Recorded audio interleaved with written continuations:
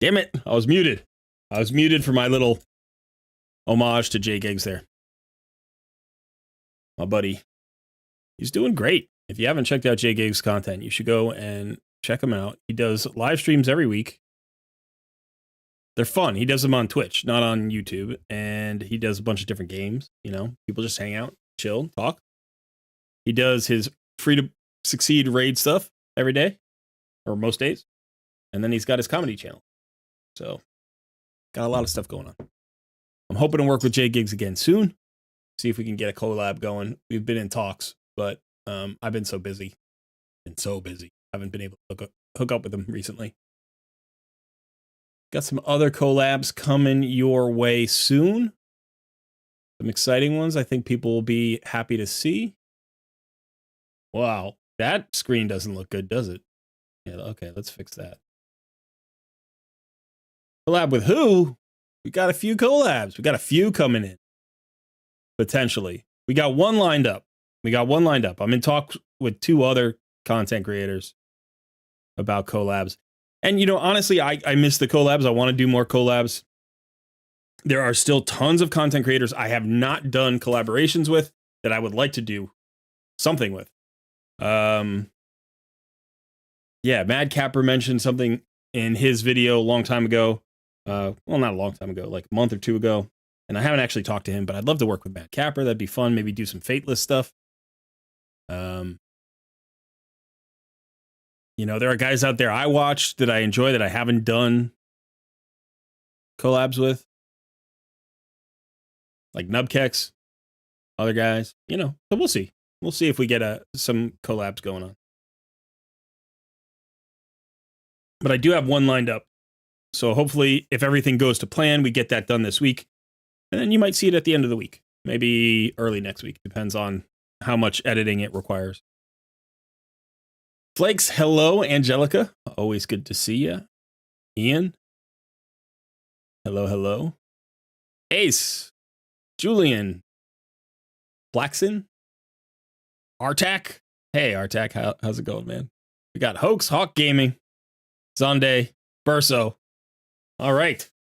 We got a lot of the usual suspects here. Couple of new names. So, yeah, we'll be doing takeovers today. I don't know if we're going to do 2. I had PT this morning. They worked me very hard. I'm really sore. I'm actually really tired.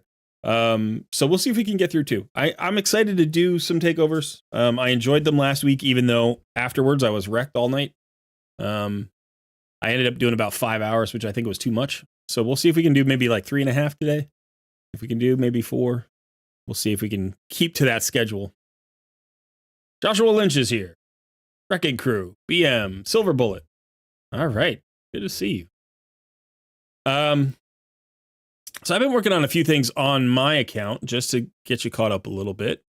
I'm here in Minotaur working on my Odin. A couple other champions. Odin is fun. He's definitely going to feature somewhere in my roster. I don't know where yet. I want to take him into live arena. I think he's probably a beast in live arena. But I don't know what team to put around him yet.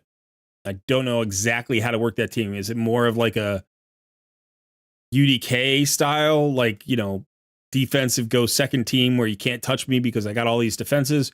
Or is it more of like a go first team because he's got that speed aura, and he's got the stun, and he can become a crowd control, you know, champion there. And then if things go wrong, he can flex into the reviver and the block damage champion. I don't know. We'll have to see. As far as PvE is concerned, which is really more of my focus is in PvE.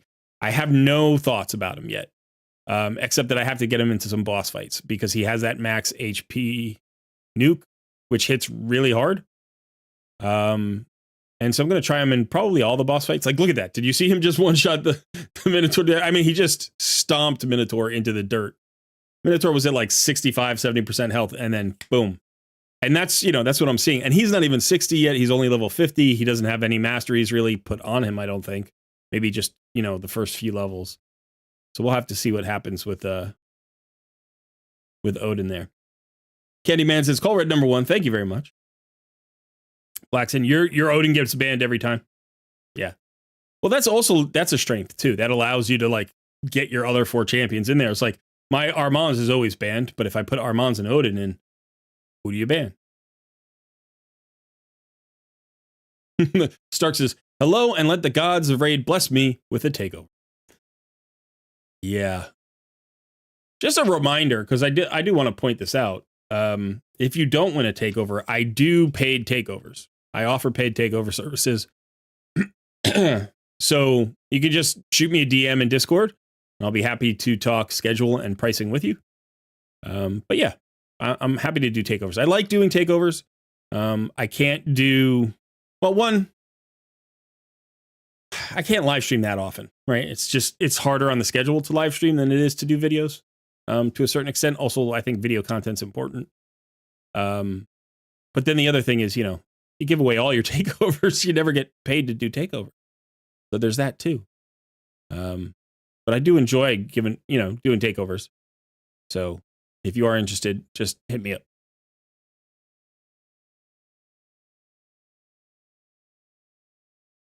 You were 25 frags from getting Odin. I don't know what that means. Was there a frag process for Odin?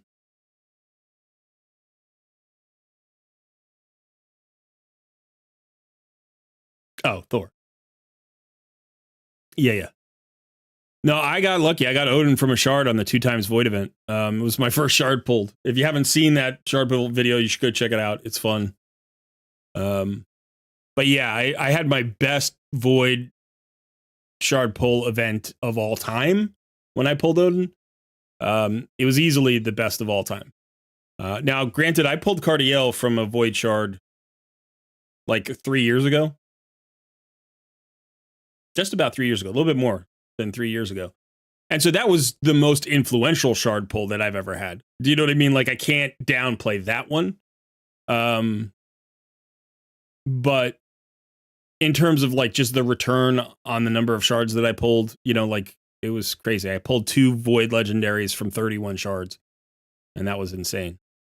And one of them being Odin. He was on the 10 times. Yeah, it was insane. It was crazy.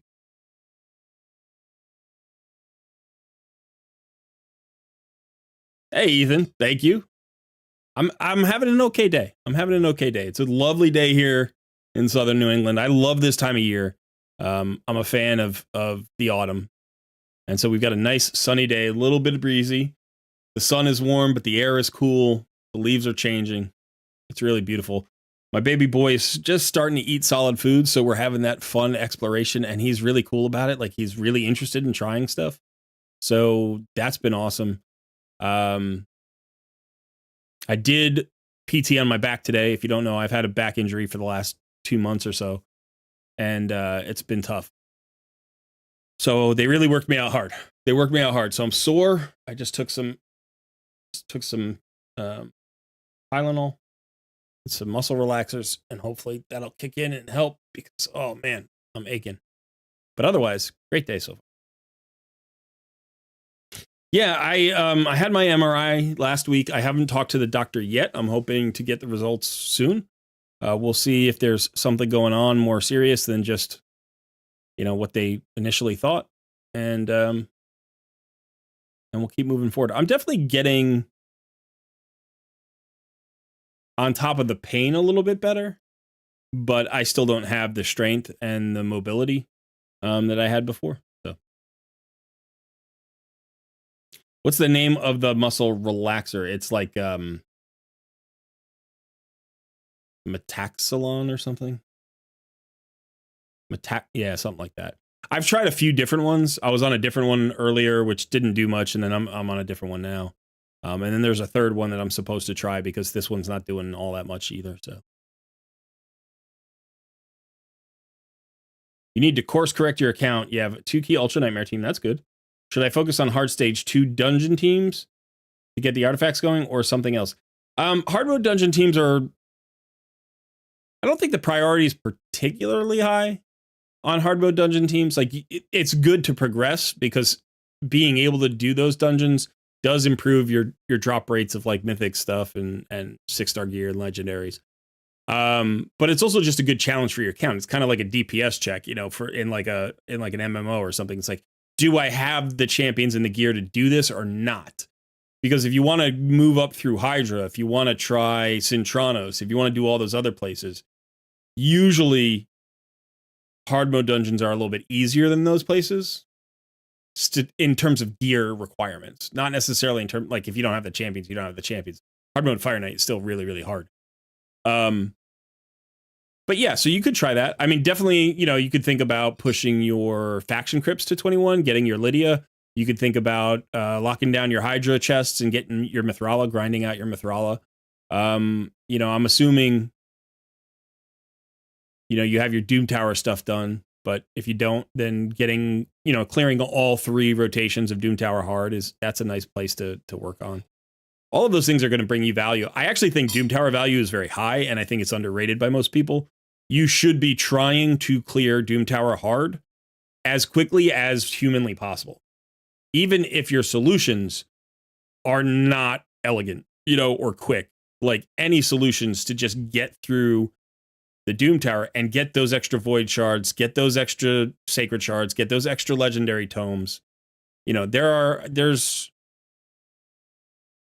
I think it's like 4 Void Shards and 2 Sacred Shards plus 2 Legendary Tomes or 3 Legendary Tomes. If you clear both, it's not nothing. You know, it's like it adds up over time. So, hey, Boozer's in the house. Hey, buddy, good to see you.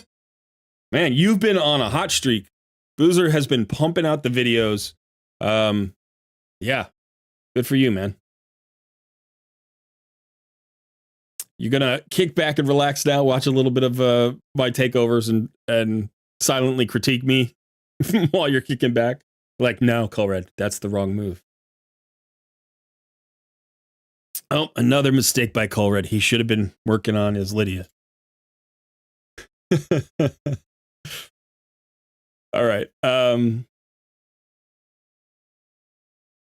All right, so let's go ahead and talk through this for people who haven't done this before. It's very simple. All you have to do is join my Discord. There is a link in the description of the live stream. Once you're in the Discord, you want to scroll down all of the channels on the left-hand side. You don't have to go super far, but you want to scroll down until you find the section called the Coaching Corner. There's a channel there called the Wheel of Takeover. And what I'm going to do right now is I am going to delete all of the reactions to that message. There is a message there. It says simply, react to this message for your chance to win a free takeover. Go ahead and react to that right now, and that will enter you into the wheel. You can only be entered in the wheel once. It doesn't matter how many times you react, but, you know, it's up to you. Now, you can only win 1 takeover per 90 days. So if you have one in the last 90 days, don't enter the wheel because that just makes things, that muddies the waters if you win. That being said, you know, like if it's been more than 90 days or you're not sure, go ahead and check the DMs with me. Like just go find the DMs with me and you'll find the date of your last takeover if you won a takeover before. Boozer's here for the tips. We should collab. We've talked about it a little bit. We got to get our schedules to line up. It'd be fun to do. It would definitely be fun to talk free to play with Boozer. Boozer should apply for a takeover. That would be interesting, Boozer. Me doing a takeover of your account. We should do that. That's our collab. I'll take over your account and then you take over my account and we'll see what's what. What's my feeling on the new Hydra changes? I put out a video on that and I don't want to sink into the negative today. I'm trying to be positive and upbeat. So good question. I'm not a big fan in general. But I am trying to reserve judgment to see what actually happens once the patch goes live. But it doesn't look good. Doesn't look good. All right. So yeah, let me finish the takeover talk. So if you do win a takeover, I'm going to DM you. I want you to DM me right back with your account information, your email and your password so I can log into your account. If you have 2-factor authentication already on, I'll message you for that. If you don't put it on because it'll mess you up. Like don't put it on right now. You can put it on later. But it takes a couple of hours to actually like authenticate or something. It's weird. And then go ahead and jump into the voice channel with me. I'm in a voice channel. I'm going to give you access to that channel. Go ahead and jump in there. You're going to be muted. You can't use your mic, but you'll be able to hear me in real time. So go ahead and mute your live stream when that happens, because the live stream is like 10 or 15 second delay, something like that. Interest is peaking. Yeah, Boozer. That'd be really fun. That'd be fun. Like straight up hard critique. Like, how good is Boozer's account? That's what I wanted. That's what I'm going to do on my channel. How good do I think Boozer's account is? Because, buddy, I know you got a good account, but, you know, I'm up there, too. My account is not nearly as good as yours. I will say I've got some hidden gems on my account, though.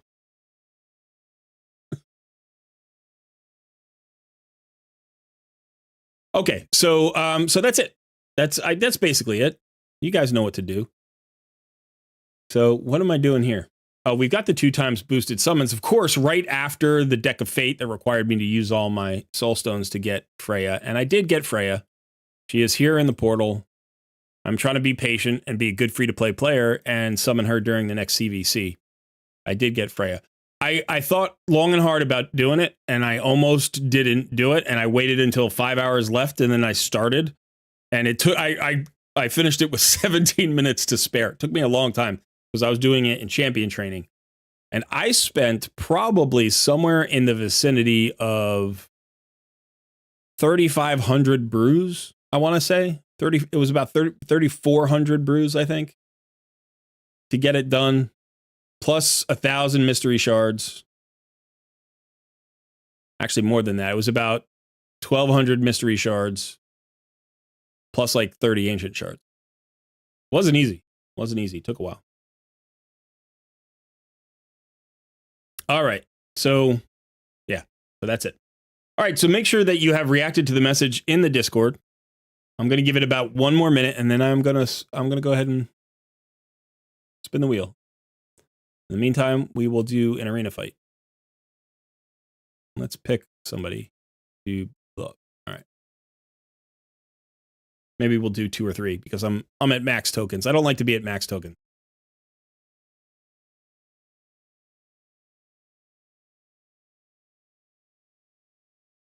How many gems and stones? So for gems, I spent no gems. I didn't spend any gems at all. That's not true. I spent maybe like 120 gems. A little bit of energy. And energy on top of that, I spent about 2,000 energy, maybe 2,500 energy. And then for soul stones, I pulled 7 of the medium stones and then like 40 or 50 of the small stones. So yeah, I did about 31,000 or 32,000 of the 40,000 points through champion training, and then I did like the last 8,000 or 9,000 points through stone. But I was able to save most of my gems. Yeah. It took me 3 days not to do it. Yeah. It was a grind. It was not fun. I tried to do it in a live stream. The live stream fell apart. And then I was able, then I just streamed in Discord, which was really fun. We had a room of about like, I don't know, 15 people maybe hanging out.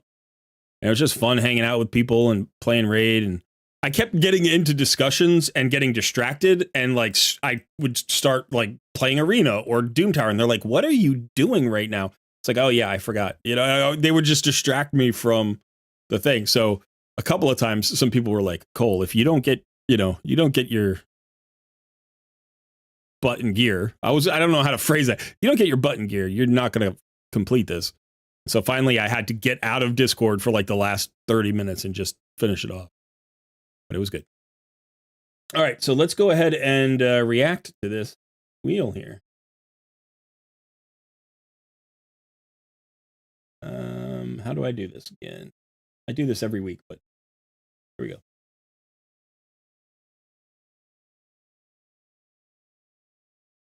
All right, we're spinning. Good luck to all of you entrants.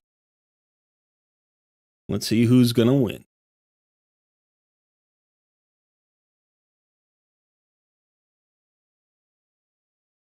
Hello, Colin Ryan.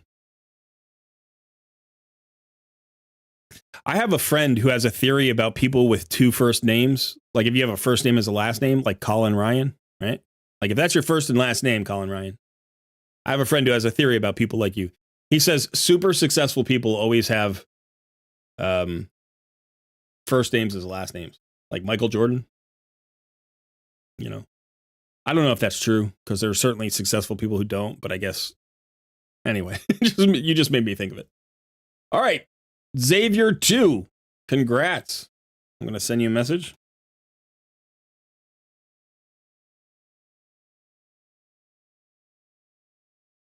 So let me just double check and make sure you're not within the 90 days.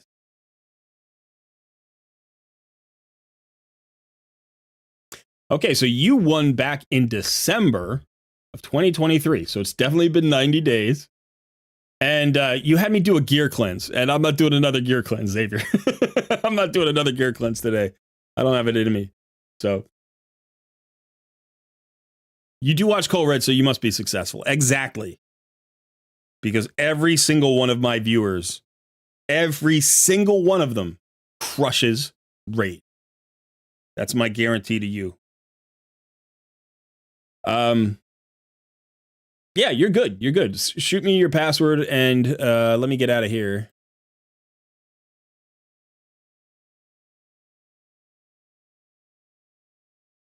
All right.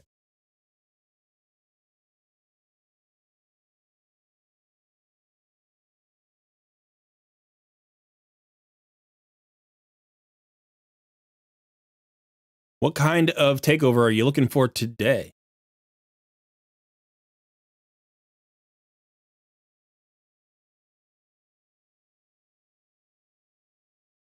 Count overview. Hey, Neo's in the house. Good to see you. Neo can confirm. I crush now.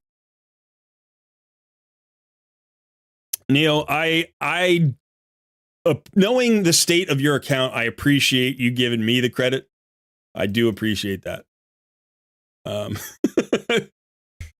Yeah. No, Neo came into Raid with a passion. Man was on fire. He's like, I am going to dominate this game.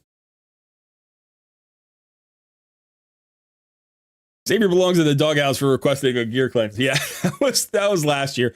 I open up gear cleanses every once in a while, and if people want to do them, I think it is good to show people how to do a good gear cleanse. It's valuable. It's valuable. It's just not, it doesn't make for a great live stream, and also I hate doing them.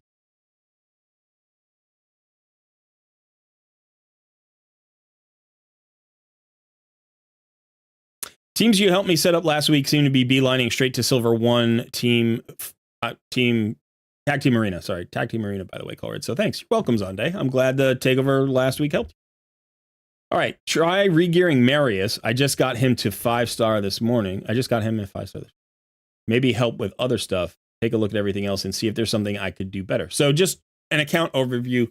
So we do have a level 100 account here. And so that's always a little bit of a different takeover. Let me jump down a level here. Make a little bit more screen space for you.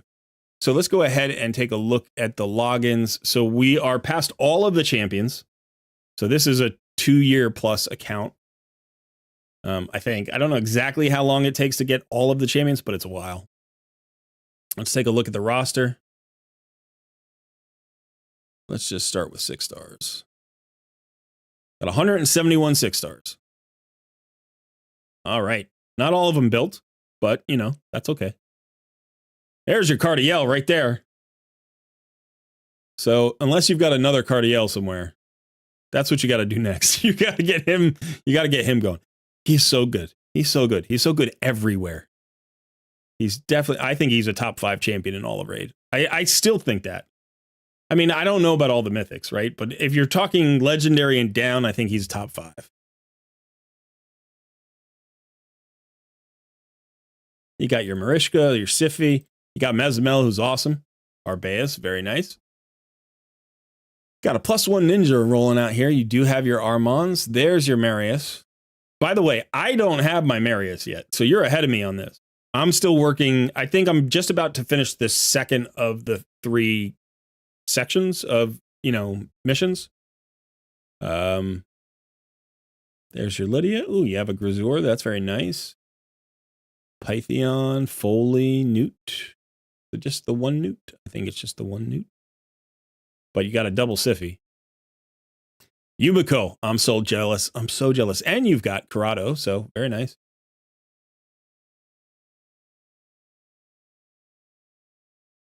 Nice account. You've got Riho Bonespur. Wow. Lady Kimmy. Is that a second Artak or is that the first Artak? The first, I think. You got a Leggett Teox. Teox is insane. You got all these champions I want, man. I mean, I really want Riho. She's on near the top of my list in desired champions. I want Teox. I want Herndig. I want Foley. I want Yumiko badly. You have a lot of these great champions that I do not have yet. And then obviously, you've got Terrace and Mariska. It's a nice roster. There's your Thor. But yeah, I wouldn't sit on Cardiel. I mean, I know you don't have your Lady Mikage yet. I still think his ally attack is better than hers. I actually do think it's better than hers, but it's very, very close. It's very, very close. Hey, John Hodgson. Am I ready for my streams to be Hydra rebuilds for the next few weeks after these changes go through? Yeah, you're right. That's probably what it's going to be. I'm going to hold off for like a week because I'm going to have to rebuild my Hydra teams and feel like I'm mastering Hydra again. Because I'm not the Hydra master. Like I'm a journeyman. I'm okay. I know what I'm doing, but I'm not like the master, right? And so now with all the changes, I'm going to have to watch a lot of videos, going to have to study nubkeps, kex. I'm going to have to like, do my research and then start doing takeovers for it.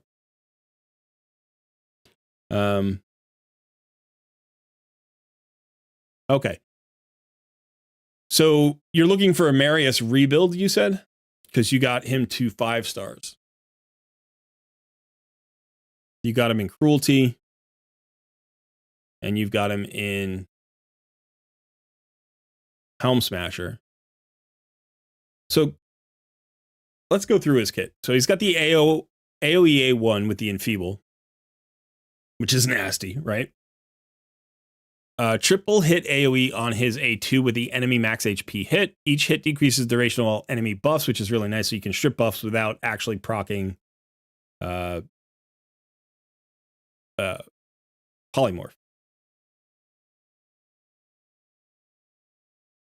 Increase accuracy, increase defense on all allies for 3 turns, and places a stun on the enemy with the highest turn meter, grants an extra turn. So that's your opener. You get the accuracy, you get the defense. He's a defensive-based champion, and then you hit everybody with the nuke. This champion is immune to turn meter reduction effects and decrease speed debuffs.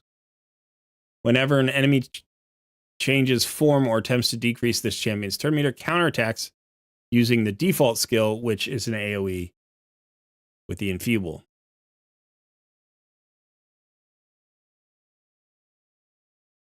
Now, currently, it looks like you are running 4-piece lethal set with 4-piece of Stone Skin. Your stats, you got almost 6k defense, 220 speed, 281 crit damage, 417 accuracy.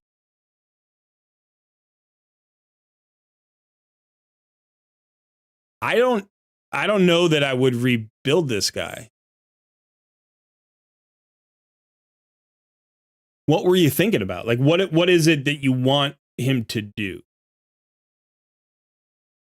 Because you can build him differently. This isn't the required build for Marius, right? You can put him in 2-turn Stone Skin. You could get him out of Stone Skin. There's a whole lot of stuff to do here. You can use him as a setup man. You can do different things. One thing I will say is I do think Cruelty, right, which decreases the target's defense, this is maybe a little bit less valuable if you're building him as a nuker than Crushing Rent, right? Because this is going to ignore 6% of the enemy's defense. I'm sorry, that's actually for this one. Maybe not. Maybe on 5 stars, it's not better. 2 hits each round will ignore a percentage. So you're going to ignore 2% defense. Whereas here, I guess you would just reduce it by 2 point. You're just going to decrease it by 2%. So it feels the same, doesn't it? Although you could go for Soul Reap instead. Gives you a threshold of 14%.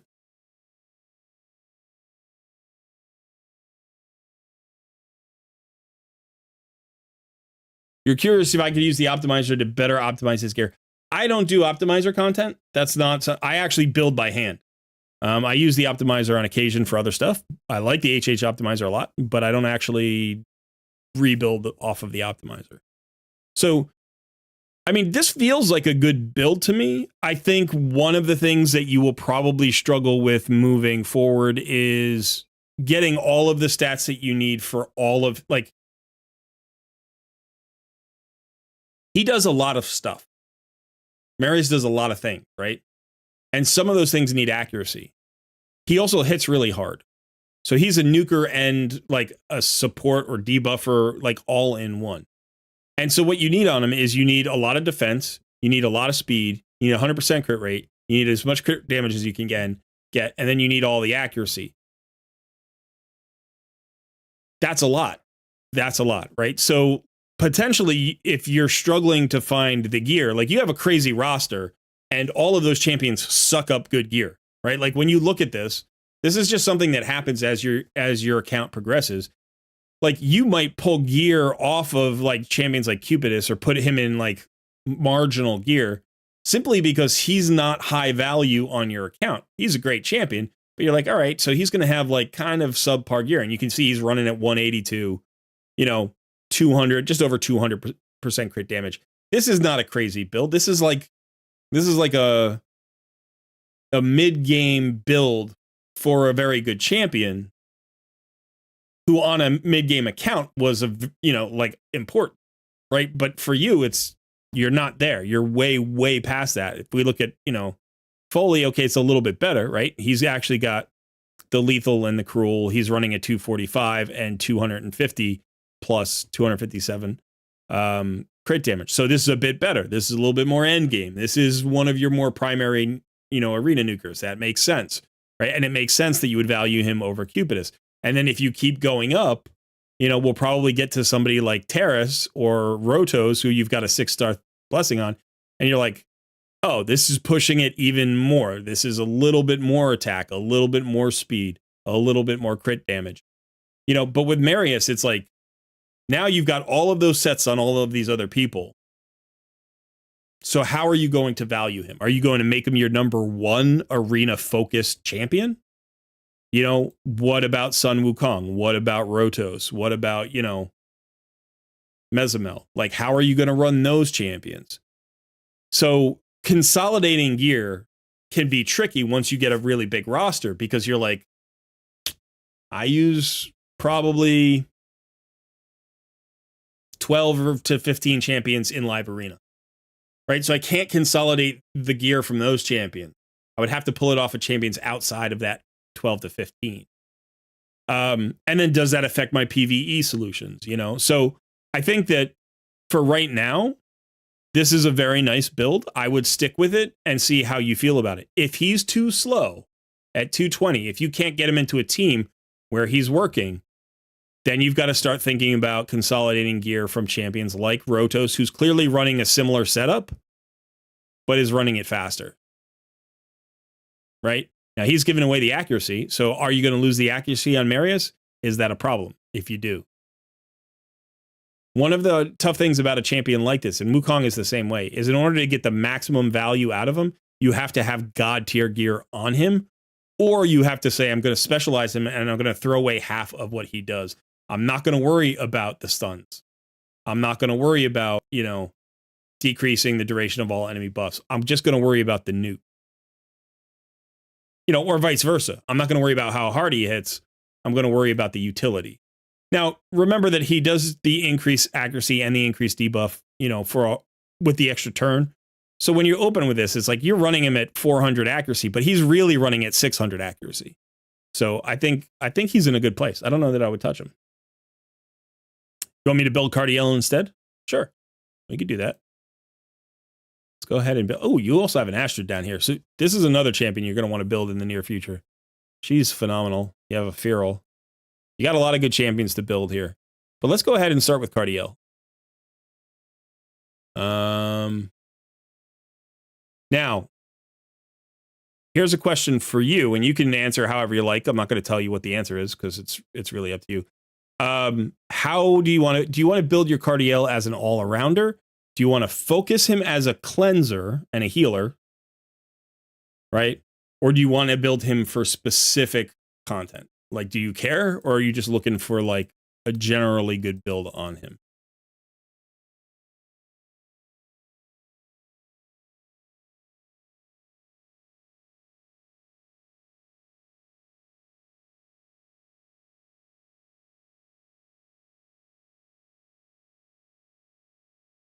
We're going to want to ascend him.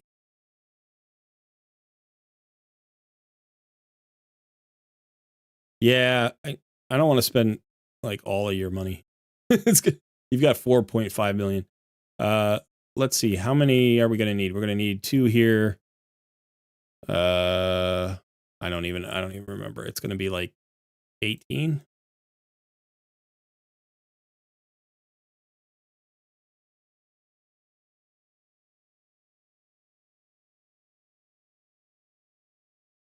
It's like 8, like that.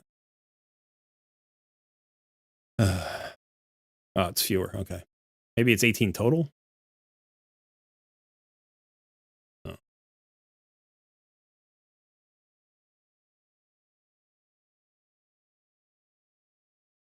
Okay. So you don't, just a general all around build. All right. So let's go through his kit.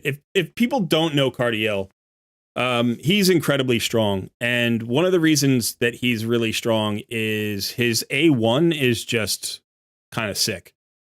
So his A1 heals all allies by 7.5% of their max HP when it goes off. This heal gets boosted up 20%, which means it heals 9%. Like, that's the way it works. It's 20% of 7.5%, which is an additional 1.5%. So he heals all allies for 9% of their max HP. Now, you might be thinking, like, oh, well, Scylla the Drakes has a passive where she just heals once per turn, you know, like 12%, or Doom Priest is like 9% or something like that. It's like, yeah, but Cardiel does it every attack, and he can get a lot of attacks in because he joins. He's got a 30% chance of joining, 35% chance? Let's see, no, 30% chance to team up with any ally when they attack. So 30% of the time he's going to join somebody. If you have Sissy of Flame Tongue, it's 100% of the time that she goes, he joins her, right? Plus, if you get any counterattacks, if you have any other ally attacks, he gets this A1. So you can fire this off 2, 3, 4 times per enemy round, right? The True Fear doesn't play that much, but it can be very powerful if you put accuracy in his kit. He'll place a True Fear debuff for 1 turn if the target is a champion from Demon Spawn, Undead Hordes, or Night Revenant factions. That's a 100% chance to land, but you do have to have accuracy for it. His A2 is one of the best cleanses in the entire game. It's an AoE cleanse with a block debuffs buff for 2 turns on a 3-turn cooldown. Plus, you get a revive on death that cannot be removed, and this can be so incredibly useful in a couple of places, including places like Amius. It can be useful against bosses like Griffin Boss and Doom Tower. Like, anybody who strips buffs, they can't strip this revive on death. You don't want to rely on revive on death, but I can't tell you how many times in a pinch this has saved me. Even in arena, it can be really useful. His A3 is one of the best ally attacks in the entire game. In my opinion, it's the best one. But the other one would be Lady Mikage's to consider. So this places the increased crit rate and increased crit damage buff on all allies for 2 turns, then teams up with all allies to attack a target enemy. Remember, he's using his A1. By the way, the multipliers on the A1 aren't bad. They're pretty good. He hits decently hard, and he hits a lot. Decreases the cooldown of this skill by 1 turn if the enemy is killed from this attack. So this is on a 4-turn cooldown, but if the enemy dies, it goes to a 3-turn cooldown, which is really nice. And then, like I said, he has this passive where he can join anybody. But there's another passive, which is allies receive 20% less damage from champions from the demon spawn, undead hordes, or knights revenant factions. He's really good into Siphi. He's good into Duchess. I'm sorry, Duchess. Yeah, he's good into Duchess. He's good into UDK. He's good into a lot of these champions that you see in Arena. And then he's got this aura of 19% in all battles, which is, after Lysandra, it's the most common one. I wish this was like 20 or 21% just to separate him from like High Katoon, like that would be nice. But he can be your speed lead, your speed aura lead in a lot of places. So you have a couple of ways to focus him. If you think of him more as an enabler who's going to be attacking a lot, then you can kind of go offensive. So in the masteries, I would end up going for War Master for him simply because he's going to use that A1 so frequently that he's going to get a lot of War Master procs. You can also ignore that and just think of him as a cleanser and an enabler, and you're going to go defense and support instead. You don't have to do the support tree. You could go offense, defense, but I think the support tree with the heals can be really powerful, right? So if you just make his heals even larger, you can do that. Plus, you may want to hit Lore of Steel, like that's always a good thing. Plus, you may want to hit Lasting Gifts to extend the duration of any buffs. The most important one being the block debuffs buff. That's the one you want to extend most frequently, because if you can get that to 3 turns on a 3-turn cooldown, it's just silly strong in places like Arena. I have seen Cardiel in protection builds, so you can build him in a protection set because he does get a lot of buffs out there, right? So if you can get him to a 6 or 9 piece protection set, this works really well for him because it gives you everything you want in Cardiel's build. It gives you speed, it gives you survivability with some HP, it gives you additional resistance for that cleanser, and then you're protecting all of those buffs. Remember, he's got the block debuffs buff, the revive on death is already protected, then he's got the increased crit rate and the increased crit damage buff. So you get a lot of buffs out there that you can protect if you want to, but they're not like critically like usually when you want to protect buffs, you want to protect defensive buffs, and the only defensive buff is block debuffs.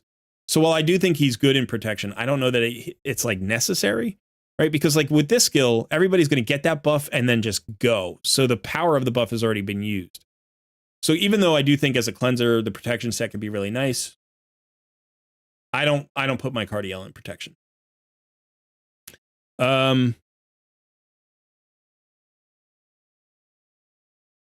Now, other artifact sets. One good artifact set to consider is Righteous. If you have good Righteous gear, here you're going to get resistance and speed, right? That's what you get from this set. So that's what you want on him. You could certainly consider something like Supersonic, right? Supersonic is going to give you resistance, HP, and speed. Again, the 3 things, just like protection. This is what you want.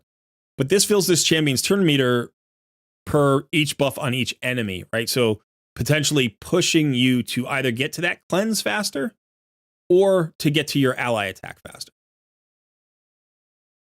So I certainly think Supersonic is worthwhile.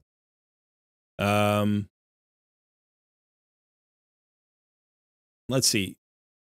You could go with something like Impulse. I actually think Impulse really works well on him as well. Get that speed out there. And get the chance to get back to that cleanse faster, back to that ally attack faster. Impulse is certainly worthwhile. You could go the super tanky route with like Defiant. You could go regen. There's so many ways. There's almost no wrong way to build Cardiel. You could really build him in a ton of different ways. What I would probably do for an all-around build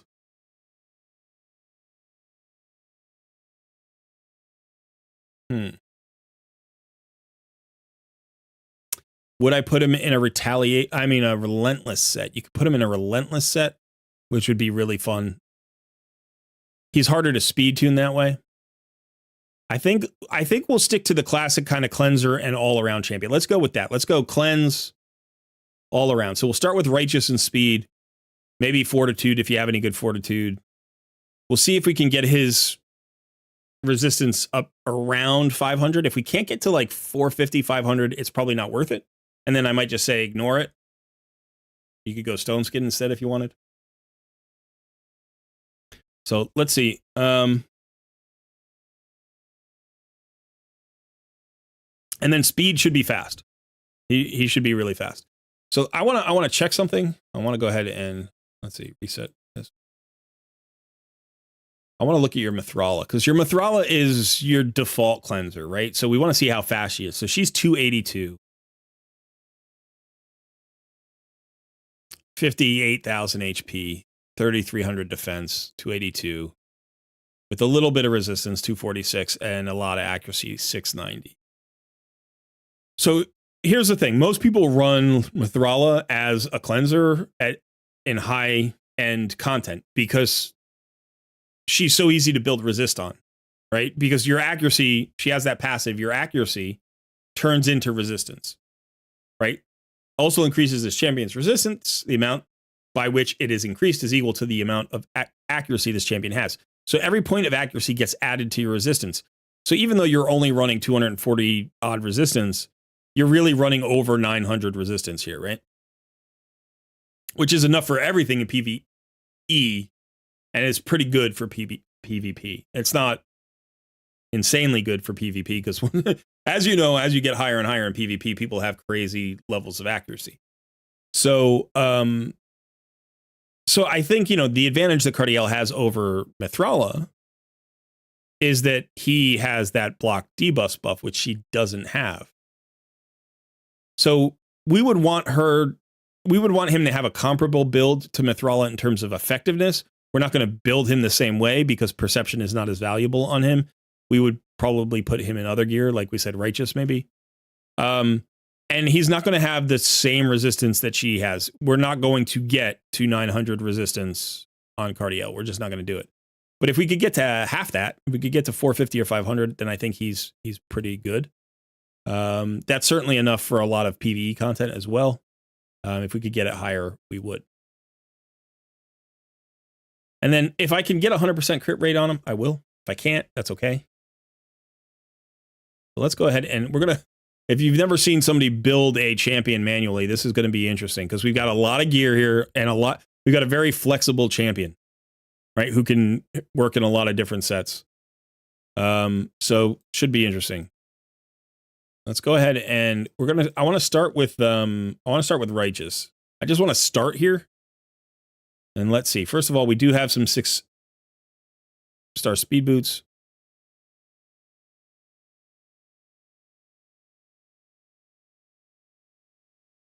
Yeah, that's a good point, Neo. But we're trying an all-around build, so we need him in PvE and PvP. So these boots might work. Accuracy, HP, and defense. No resistance on them, which is a little bit disappointing.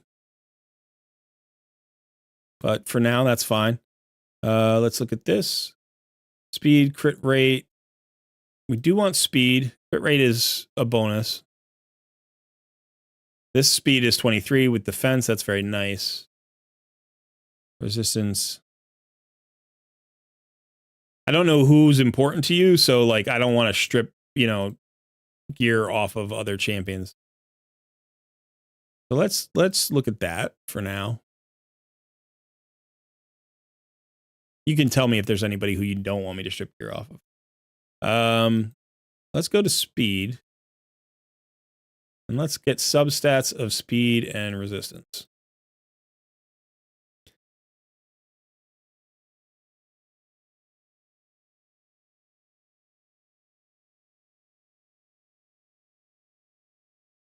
That's a triple speed, single resist. That's a nice piece though. That's a lot of resistance you've thrown on that with the plus 10.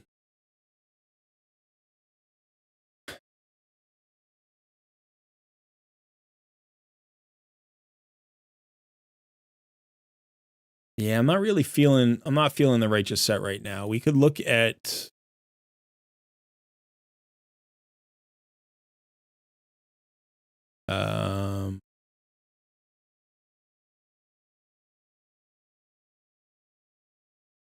Let's look at speed and divine speed.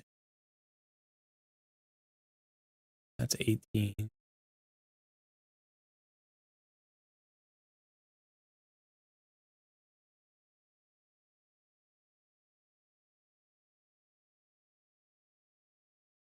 could certainly look at Defiant. That's a nice piece. That's a very nice.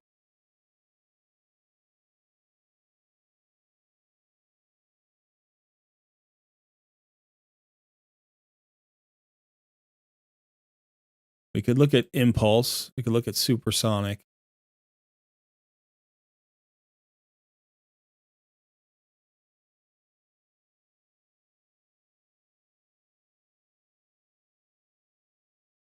Should probably prioritize this based on speed.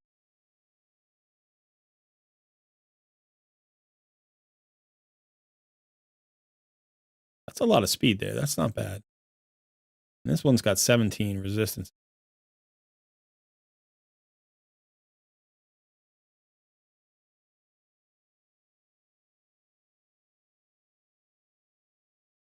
Let's take a look at here. Let's see if you have any good Supersonic.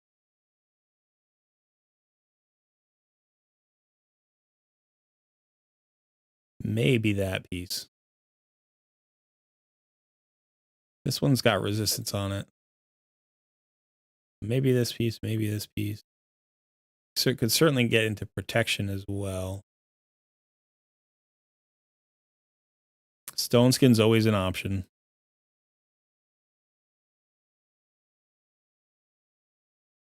So it looks like we've got some accessories to choose from. We've also got some pinpoint gear. You're giving me too many choices today here, Xavier. Too many choices. All right. All right, so let's do this then. If we're going to consider Defiant gear at all, let's go ahead and see if we can find another piece that works for Defiant. So it looks like it would have to be this piece.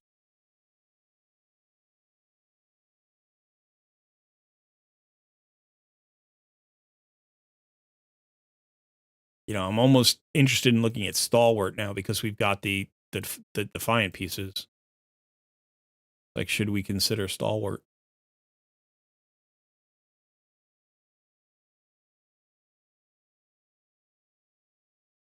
Not seeing any resistance there, really. Got resistance here. Not a ton. None there. All right, let's find some speed boots.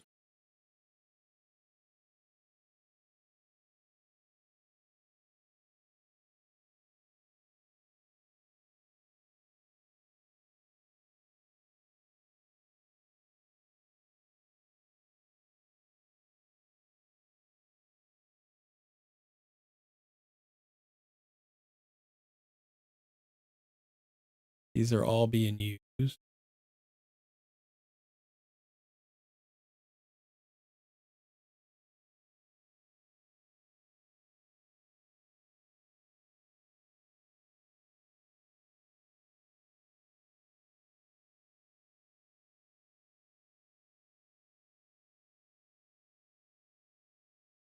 We might end up in Supersonic, which is not like the best set for him, but it's certainly not a bad set for him.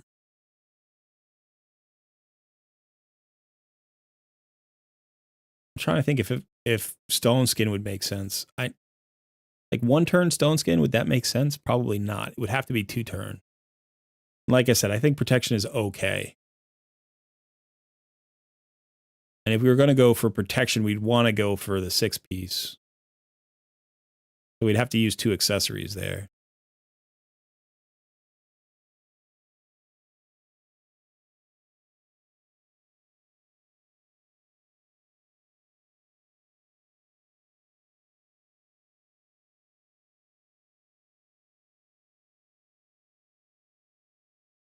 Do you have a feeling about it? Are you feeling it either way? Hey, Devin, thank you, buddy. I appreciate that.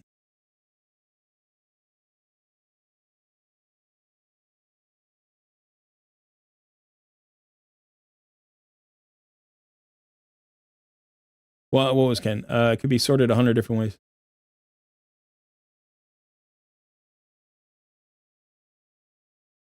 Is Trundle worth investing in still? Yeah, it depends on where you are in your account, but she's a very good champion. You don't have a particular preference, Xavier? Okay.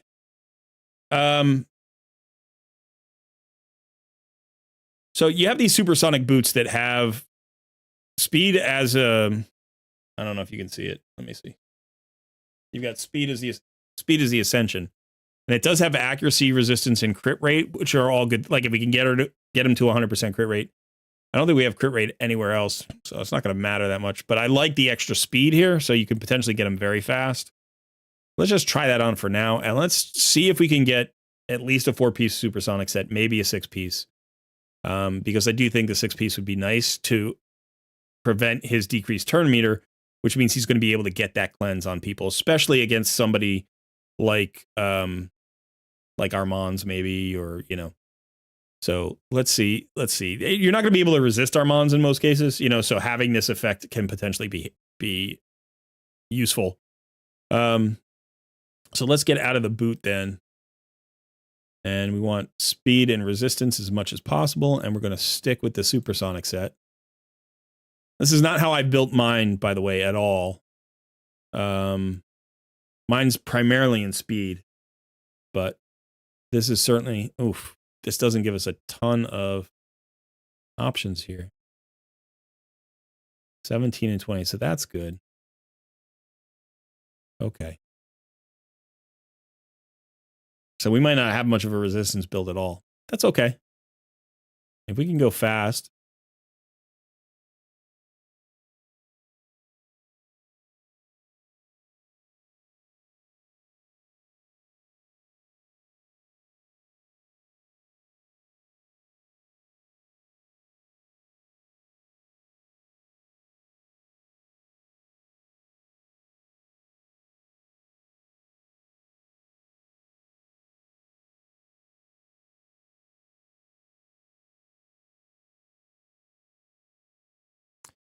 Really don't have pieces. This is not a bad piece, but we need some HP on. Or we got to go for crit rate. Something. This is weird. We're in a little bit of a weird spot. Let me go back to speed. Let's just see. That's decent for him.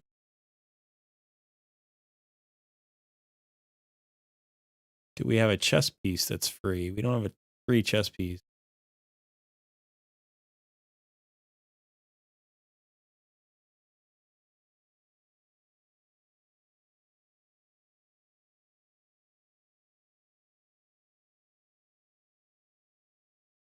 All right, let's look at some chess pieces. Let's just see what's out there. So we want HP or defense with speed as a substat. And I almost don't care about the set right now as long as it's a support set. And we want it to be, let's just not look at equip. Let's look at unequip. But there is this supersonic piece, which is great, right? Stone Skin, we're not going to get to a 4-piece Stone Skin. Swift Parry doesn't matter. Immortal's not bad for him. And then attack. So we're very limited here. We're very limited in terms of our pieces. So let's go ahead and see if there are any flat HP chess pieces. There's a bolster piece, which is an interesting thought on Cardiel. Because as an all-rounder, you could definitely use the regen on him. You could potentially put him in a bolster set, and he's going to have a nice HP pool. He's going to bring a lot of... That's an interesting option. But I don't know if we have the other pieces to make that viable.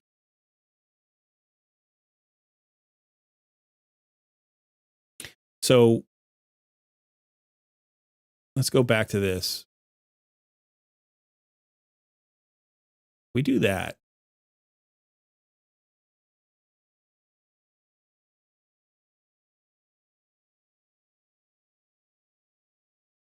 And then realistically, we need to be in one of these two sets, right? So we need either...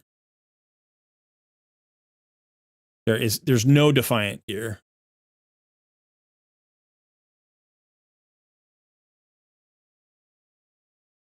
And this is a crit damage gauntlet, which makes no sense on him. crit rate might make sense, right? We could maybe get to 100% crit rate, but crit damage makes no sense.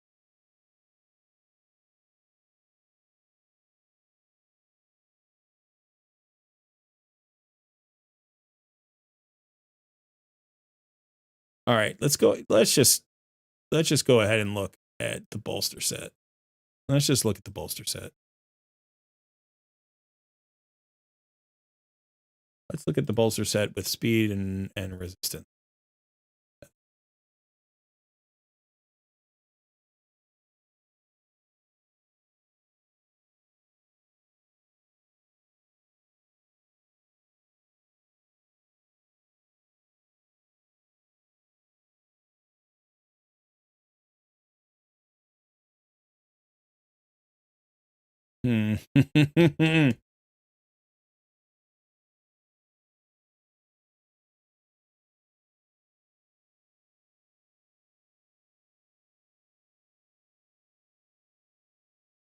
Do we have boots in the bolster set? Okay, so here's a potential build. That's a little bit weird.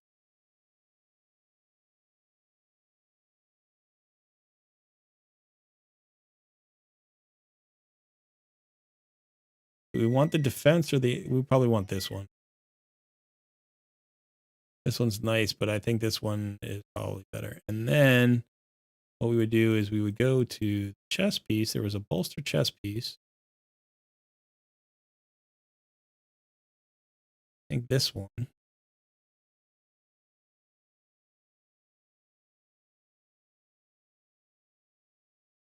Not bad. You got a bolster set with a Defiant set on it.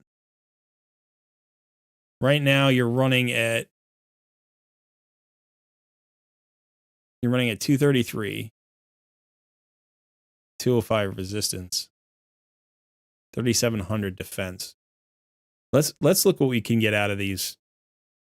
So let's look for a resistance banner with speed on it. See where they might live. Okay, so we've got reaction, which is not bad, by the way. Reaction is useful if you're going to use them in arena. It's got bonus into speed. It's got defense and HP and attack on it. All of those are good.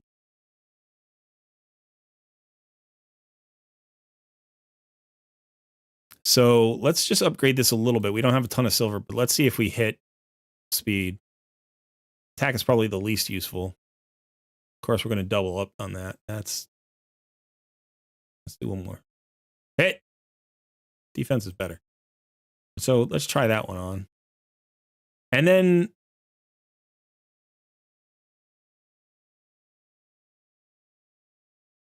let's actually do this. We want a resistance as a substat. Pinpoint would be good. Refresh is good. We've already seen supersonic, but out of supersonic, we can't get to the 3 pieces anymore. So probably not. Protection, we can't get to the 3 pieces anymore. So probably leaning towards pinpoint. This one's got resistance on it. And that would let us get a pinpoint ring. And that would give us speed, and I'd probably go for as much HP as I could get onto it. So that's not bad. That one's good. This one would be best if it rolled. This one's pretty good too. Yeah, I might take that one for now. 256. So once you glyph this, let's say you get another 20 speed out of it. You could get more. You could get 30 speed out of it, maybe. It's still running only at 286-ish. The HP and defense are nice. I like where they are. I like the set. I mean, HP you want to keep pushing because you have the bolster set on, so you would want to push it higher and higher. If you could get them into an HP percentage chest plate at some point, that would be good. This has 23% HP percentage. That's why I chose it. I was like, this is not bad. 10% defense, still got the 13 speed. You could swap over, and the reason I took this for defense is because it's got the 24% HP as well. So it's like, this is really nice. 288 resistance is a little bit low, but you could glyph that. You're going to get a little bit more here on this. So I think the resistance is going to be useful to resist most of the PvP nukers who have like secondary effects, but you're not going to resist the debuffers. You're just not going to.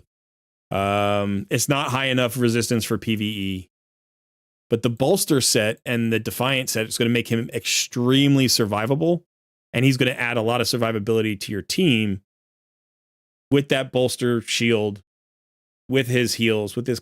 It's an okay build. It's not my favorite build. What I'm going to do here is I'm going to save this.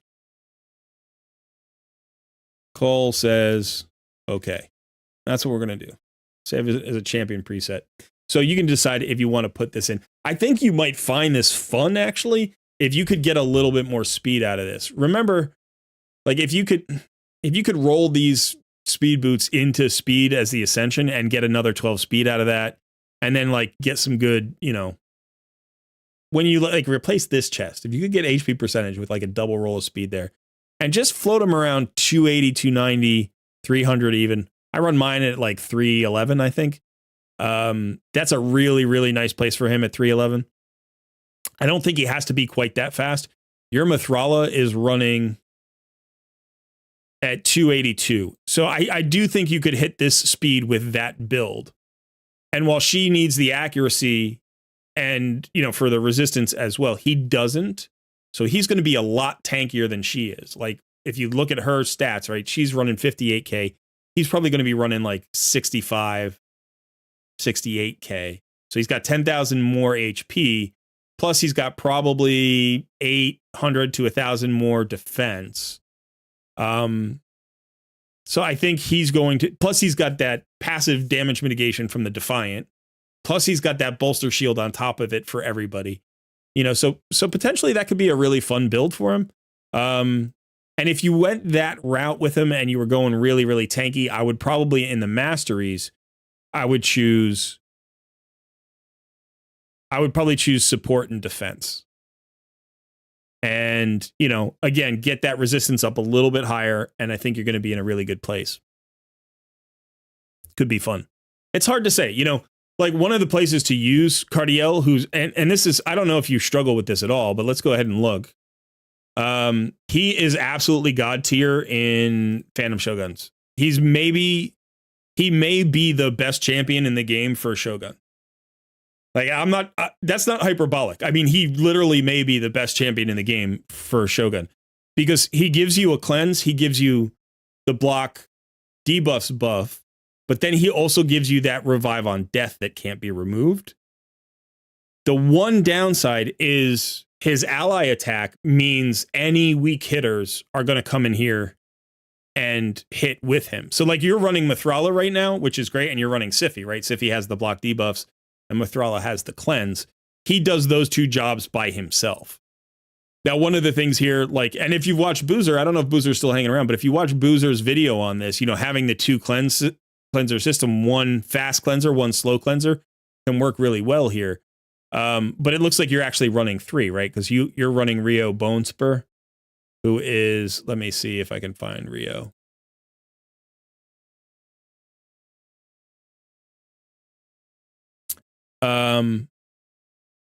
Where is it? Removes all debuffs from all allies, then places a block buff on them for 2 turns. So, yeah, she does the same thing that he does. You know, potentially you could get somebody out of here, you know, and maybe speed up this team a little bit with somebody like a Cardiel. Now, I'm looking at all your, you know, your blessings. Like you've got a lot of stars here, so I don't know that he would add a lot. But maybe you replace Riho, maybe you don't. She brings a lot of debuffs. You got a crazy account, dude. I don't know. I'm like, I do think Cardiel is top 5, but it's also what do you need? You have Siphi, you have Riho, you have Mithrala, you have Pythion, you have Elva, you have Marishka. You know, the one thing I think that he's bringing that it doesn't look like you have in spades is the ally attack.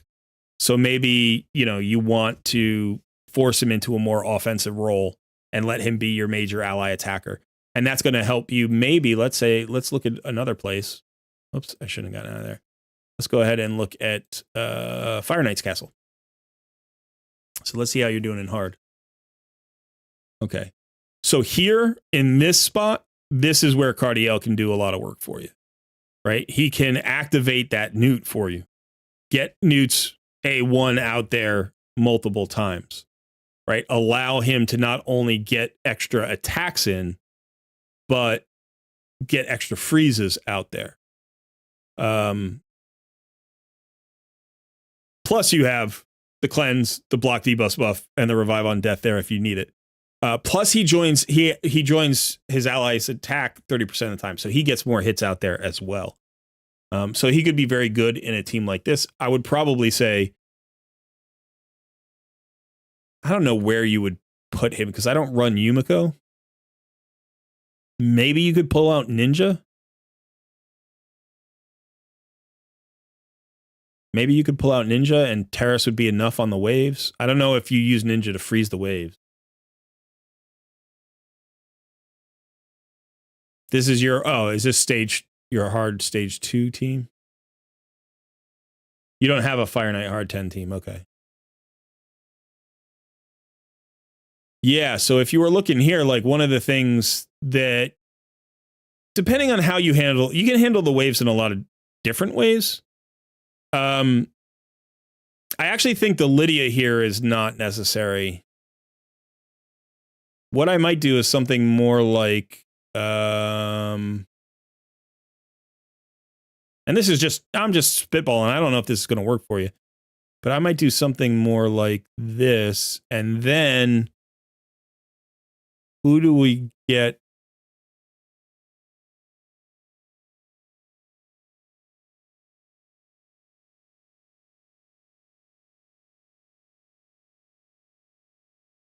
I got to look at Yumiko again for a second.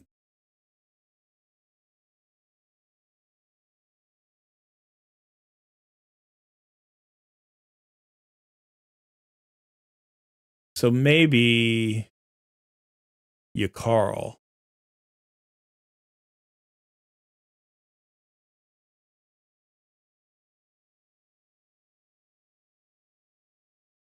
This might work. You have Ninja who has the decreased defense and Newt who has the weaken. So that kind of alleviates the need for Lydia because you're not really trying to use defenses to survive here. Right? You're trying to use crowd control to stop the waves from touching you, and then you're trying to blow up the boss without the boss getting a turn. So the reason that I'm choosing Carl, in case anybody is wondering, is that he has, the real reason I'm choosing him is because of this A2. So he has a decreased speed that has a 100% chance of landing. And it lands a freeze as well. So this is a really great, like sometimes you have to choose freeze or the other thing. Like on Newt, you have to choose freeze or debuff, right? Do you want the decreased attack? Do you want the weaken on? Or do you just want to keep hitting with the A1 and getting more freezes off? But here on this skill, you don't have to choose between the two. You get a decreased speed and you get a freeze, and they're at 100%. So as long as you have the accuracy, this is going to land, and it's still going to push back the turn meter on the boss. And then you just go into that A2, you've got the 50% chance of hitting the freezes each time, and this gets activated again by Cardiel with the ally attack, right? So in this particular case, when Cardiel activates that ally attack, you get a single hit from Cardiel, a double hit from Carl, a triple hit from Newt, a single hit from Ninja, and then I think it's a single hit from Yumiko, right? No, it's actually a double hit. Okay, nice. But the Ninja is going to give you a decreased defense, right? The Newt, if I can find the Newt, is going to give you that chance of freeze, 100% chance of freeze. You know, if the target's turn meter is not decreased, each hit has an 80% chance of placing a freeze. So the turn meter can't be reduced by turn meter reduction. Therefore, it's resisted. Therefore, the freeze works, and that activates the turn meter. So this is actually great turn meter reduction, right? So you're getting that from Cardiel as well. Plus, in this particular setup, you're getting his speed aura, which is speeding everybody up. I don't know if everybody's fast enough here at at Fire Knight 10. Like you would have to run either, I'm sorry, Ninja or your Carl pretty fast. 231 is probably not fast enough. How fast is your Carl? Where's your Carl? 241 might be close. I think you have to be above 255. So with 18 speed, that's 250. No, you're going to be just shy. So you'd have to get one of them faster. Unless Yumiko.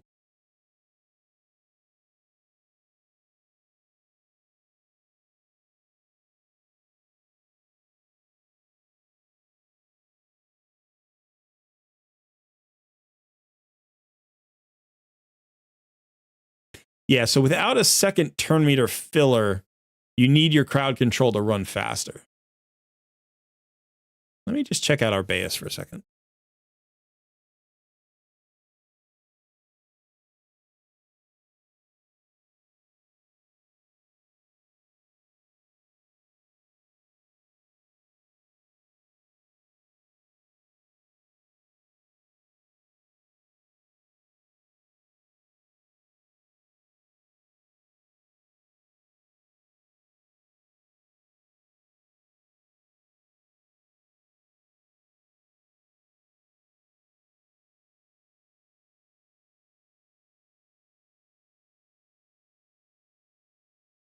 Let's just look for positive effect. I want some fill turn. Let's see.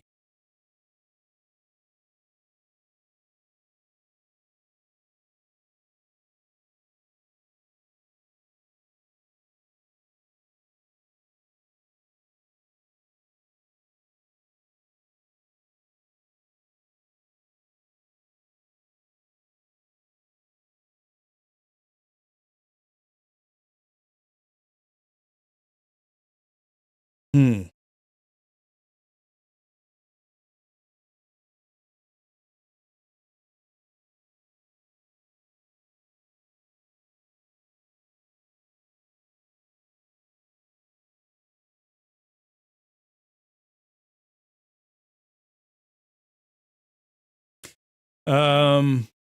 Your Carl is at 241. And he's going to get 18. Yeah. He'll be 250. He'll be 259-ish.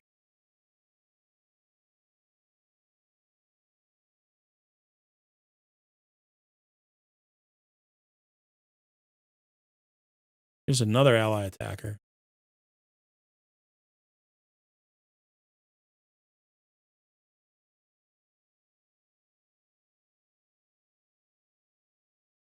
I mean, we could run Raz. Razzlevarg would fit this team pretty well. He's giving the increased speed buff. He doesn't give us the turn meter, but he's got that triple hit A1, which is really nice.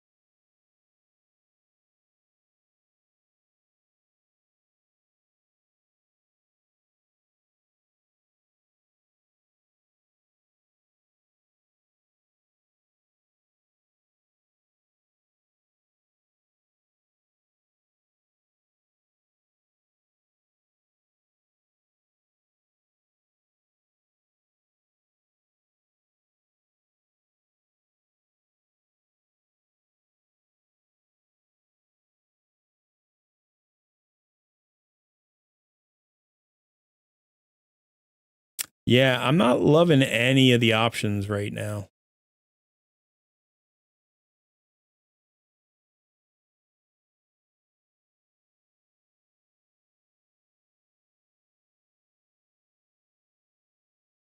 Cryodan would be an interesting option. Places increased speed buff and fills turn meters of all allies by 15%. Plus, he has 3 chances to land a freeze on his A1. I don't normally think of him as a Fire Knight 10 champion, but potentially, if you had him at the right speed and accuracy, you don't really care about how hard he hits. You just need him in like 3 perception sets. Get him to 260 speed, 270 speed. He's got an AoE freeze here. He's got that turn meter fill and increased speed. You know, the question is, how do you use them on the first wave or the second wave? You know, like that might work. I mean, I still think Yumiko probably is the better option, you know, in the long run. But if we're not running fast enough, then she's not.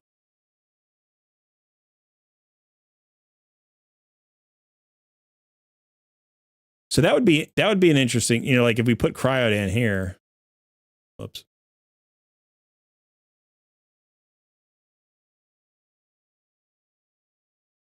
He's in the spark pit. Okay.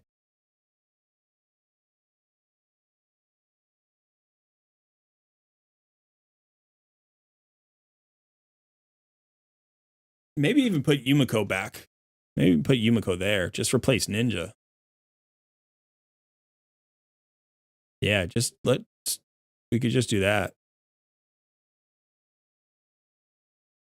This might work really nice, right? Because, okay, so now we're getting 3, 6, 7, 8, 9, 10, 11. 11 hits on the ally attack. Plus, we've got 3 freeze champions. We've got 2 AoE freeze champions. We've got the reset. That might be nice. This might work. Neldor is generally better, but we need turn meter fill right now because we're not quite fast enough. If you're running everybody at 260 plus, then you're fast enough. You know, then it doesn't matter. But if you're running below 255, then it's like, now it becomes tricky. And the faster you go with the waves, the better. But you don't have to, like, as long as you have somebody like Yakarl who has 100% AoE freeze, like if one of the enemy champions gets a turn, that doesn't matter. This, by the way, is not fast. I'm not saying this is fast, but this might be consistent. So I like this. And we're talking about like trying to bring Cardiel into the team here. And I do think he brings a lot. If you need the accuracy from Newt, you could still run it like this. But then you have to really consider your speeds again, right? Because then you're running too slow. So if you don't need the accuracy, let's see, is hers better? It's the same, right? His is better. You know, I would probably consider doing something like this. Yeah. I mean, the other option, honestly, with this is, like, again, you bring Razelvarg in, you go for pure damage, try to set up a one-shot with Newt, or even, like, have it so that Cardiel puts up his block debuffs first. Like, he's going to go faster than the boss. Let him buff everybody, take the hit from the boss, and then you launch in with the ally attack and break the shield there. Because the boss is starting with 0% turn meter as opposed to, you know, whatever he starts with 50% turn meter. So, but yeah, I do think Neldor is better for Cryodan overall. The reason we're choosing Cryodan here is actually because he's bringing more things, right? He's bringing that turn meter fill and that increased speed. Now, Neldor, I love Neldor. Neldor is one of the best epics in the game. Neldor brings an AoE slow, right? 75% chance. It's actually 75% chance on each hit, which means it's like 80, whatever that is. That's 25% of 25%. Yeah, it's 93% chance. That can't be right. No, I think it is. It's like a 92, 93% chance, something like that. Of landing the slow. He's got the 4-hitter. He's got the triple hitter on the A1. He's got the passive where he joins in on somebody else's freeze attack, which is really nice. But yeah, so this is not just one of the best epics for Fire Knight. He's one of the best all-around champions for hard mode Fire Knight in the game. But you can see he's not bringing any turn meter fill. He's not bringing the increased speed. Decreased speed does help, though.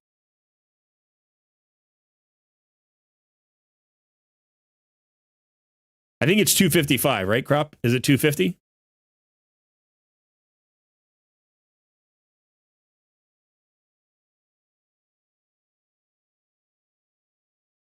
So you need to get... Let's go check. It's not just the boss, it's the waves, right? So...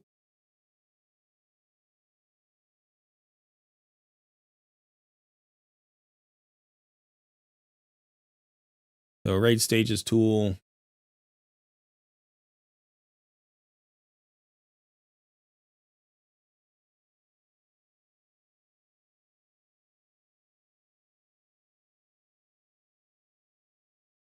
It's 250. I thought it was 255. 250.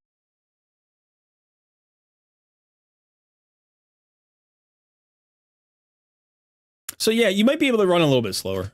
I mean, with Cardiel's speed aura, you know, if you're getting somewhere between like 17 and 21 speed or whatever, I don't know if you would get 21 speed on anybody. Probably not, but 20 speed. Then yeah, then maybe you could run at those speeds. I think with the waves, you want to double the waves up. You know, so we can see the fastest champion here is at 107. So that's 214, which isn't too bad, but you need to be faster than that for the boss anyway. So you're probably fine. You're probably fine.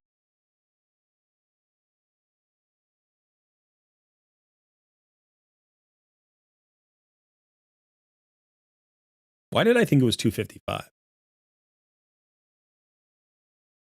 Maybe that's just the number I got in my head. Like it's 250, so I need 255, you know?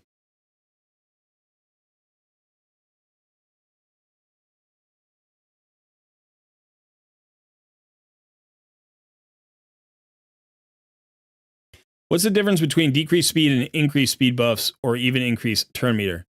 Yeah, they're three completely different things, but they're all useful in conjunction with each other. So I'm trying to think, maybe the easiest way is to just go and find a champion. I guess it doesn't matter.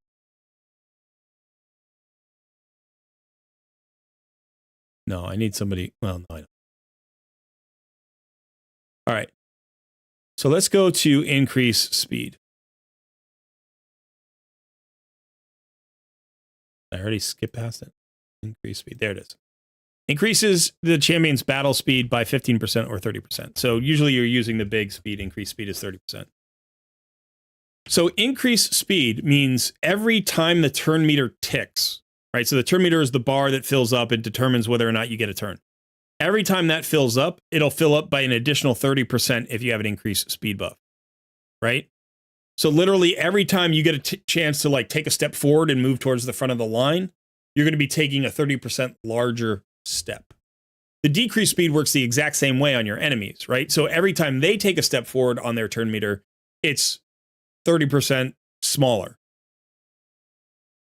right? So if you have an increased speed and they have a decreased speed, you're taking a big step bigger than normal. They're taking a smaller step than normal, and you're just getting more and more in front of them, right? Turn meter fill and turn meter decrease work instantaneously on the current turn meter, not on the steps, right? So if you have 80% of your turn meter and I decrease that by a certain percentage, then you're going to have less than 80% when you take your next step. So you're going to be further away from the finish line. So it's like literally giving somebody a head start, or like, you know, like, okay, freeze, you know, time out, everybody stand still. Okay, you take 2 steps forward, you take 2 steps back. It's like that. So they all work in conjunction with each other. But remember that like the fastest speed always goes first. So if the boss is going at 250 and you come in at 248, the boss goes first. That's not a game breaker. Like the boss can go first. The boss hits pretty hard. And he also puts a decreased speed on you and a decreased defense on you. So you need to then cleanse that. And that's something that you could do. You can resist those, I think, on this. Yeah, you can resist these if you want. Or you could just say, all right, my fastest champion is going to be Cardiel. We didn't put it in here, did we? No. So if I have my fastest champion as Cardiel, and he's got the cleanse, right? He's not going to die. We know he's got the bolster, right? That's the reason we run a bolster, to let everybody survive the hit from the Fire Knight. That's one of the reasons we would put him in a bolster set. And then he goes ahead and cleanses everybody, pulls that decreased defense off of them, pulls that decreased speed off of them. you know, and then allows him to go. The problem is we want him actually as an ally attacker. He has to help us break the shield. So we don't want to waste his turn that way, right? So he would have to go really, really fast to come back around to his ally attack after using his cleanse. And one way to do that would be to have an increased speed on our team and a decreased speed on the boss. But you can't get the decreased speed on the boss until you break his shield. So, you know, like you keep thinking about like, how does this wrap around? All right, so do I need to bring a second cleanser? Do I need to bring a second ally attacker? If I'm bringing an ally attacker, should I just go into my ally attack and forget about the slow and not worry about it? Or should I just go first and try to break the shield even though the boss starts with 50% turn meter? So like, let's see. Let's see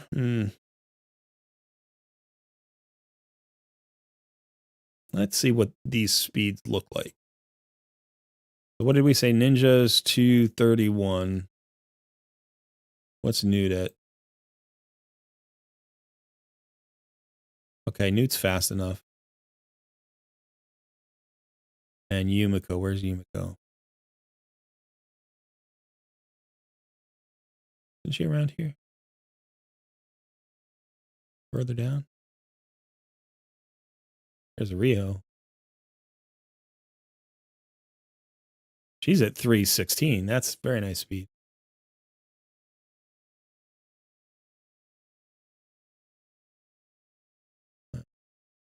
We didn't actually build Cardiel. We just said we were going to. And he still doesn't have his masteries and stuff. Okay, never mind. There's Yumiko. How fast is she? 306. So that's plenty fast. I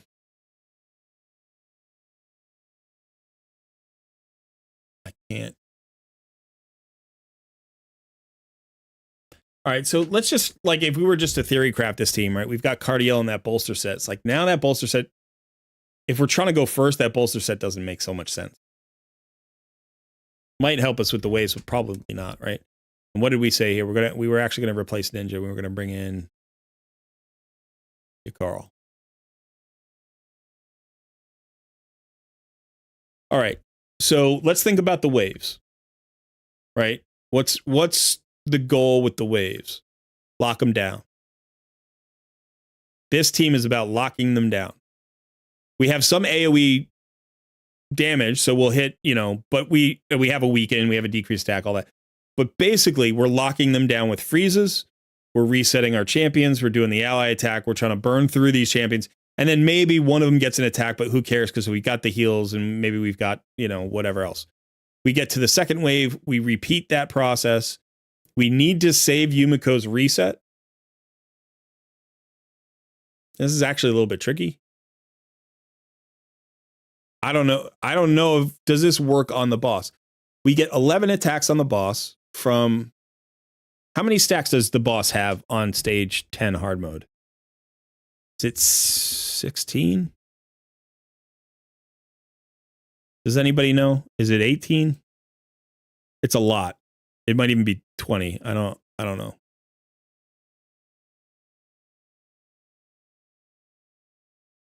It's a lot. It's a lot. What I would do though here is I would put Newt last. It's 21. It's a lot. Okay, so here's what would happen. We would get 11 attacks. And then I think we can get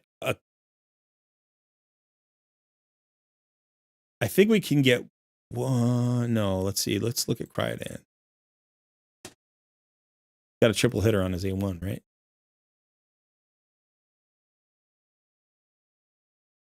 All right, so this is what would happen.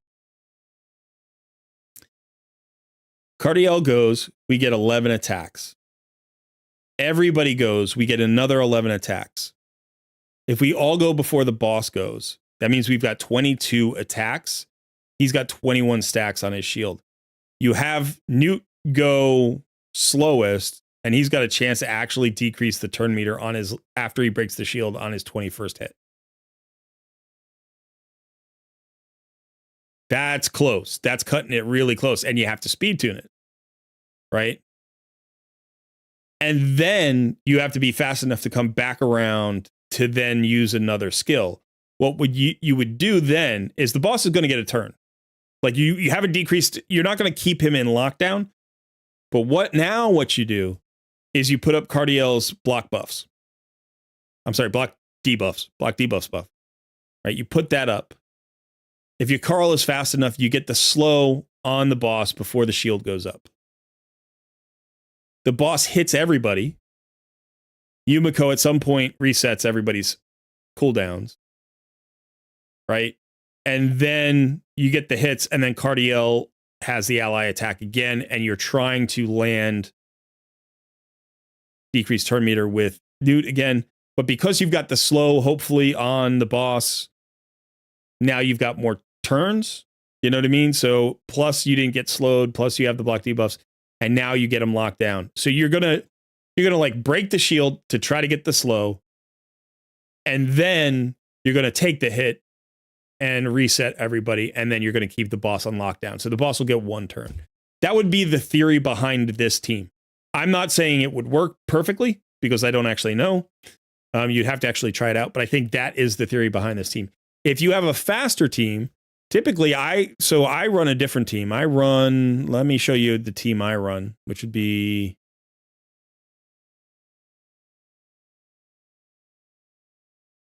let's see if we can find ally attacker. All right, we'll use Farrakhan.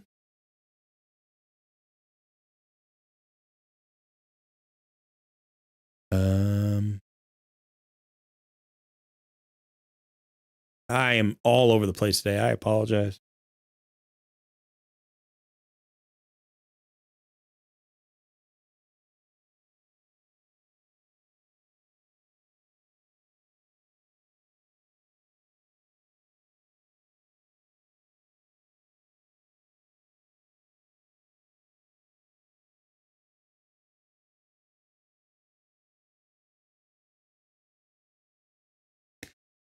So I actually use something like this.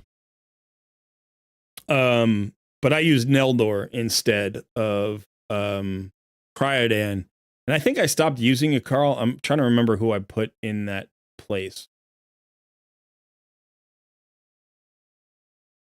I think I put somebody else in that place. So in this particular case, with the double ally attack, you get a lot more hits before the boss goes. And I'm running everybody faster than the boss. So what happens is you get like 10 hits or something with the first ally attack. You get 9 hits with the second because Farrakhan the Fat doesn't go. That gets you 19 hits. And then the next champion that goes breaks the shield. And then you've got 2 champions to reduce the shield, the turn meter. And so as a result, you get that permanent lock before the boss goes the first time. So I run something closer to this. But you have to run fast.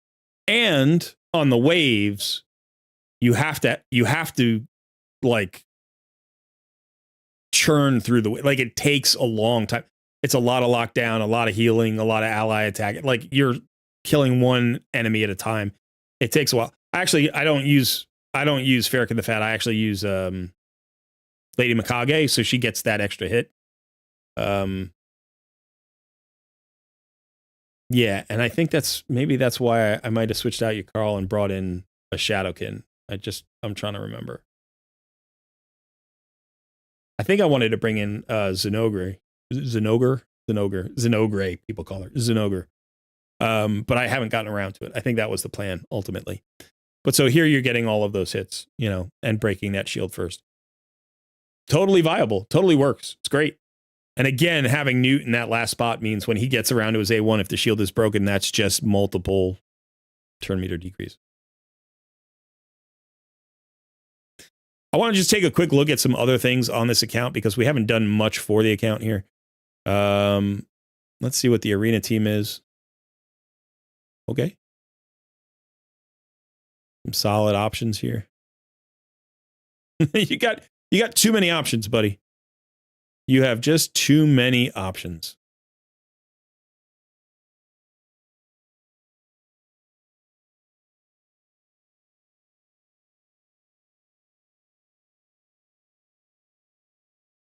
Let me just throw out one there. I'll just throw another one out there just in case you're looking for more teams.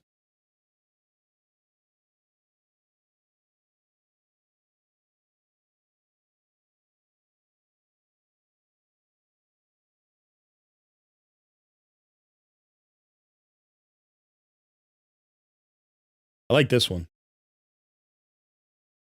Right, go first, increase attack into, I'm sorry, like a turn meter fill, into another turn meter fill with turn meter decrease with an AoE weaken into a buff strip into the nuke. But if you don't need the buff strip because Marius already, like takes the things off, you could also, do that and then go into like somebody like this or a more traditional nuker on the end. Another thing that you can actually do here is you could do this. This is sick. This is stupidly good. This is so good. And then you can bring in whatever nuker you want. Again, I like this combo just for that ignore stone skin, block revive stuff. She's a crazy AoE nuker too. And when she AoE, she ignores block damage, right? And I think she ignores strengthen. So on her second form, no, it's unkillable. She ignores unkillable and block damage on that. And then on her main form, this ignores stone skin, strength, and ally protection and shields. Places a block revive. Like that's a crazy good, combo too. So it kind of depends, if you want somebody like, if you want like that, or if you want a little bit more control, a little bit. This is a little bit more conservative. It's a little bit safer, a little bit more control. This is a little bit more like, yeah, I'm going to wreck your face. I'm coming right at you. But this is also sick, I mean, the difference here is you lack the block revive, I guess.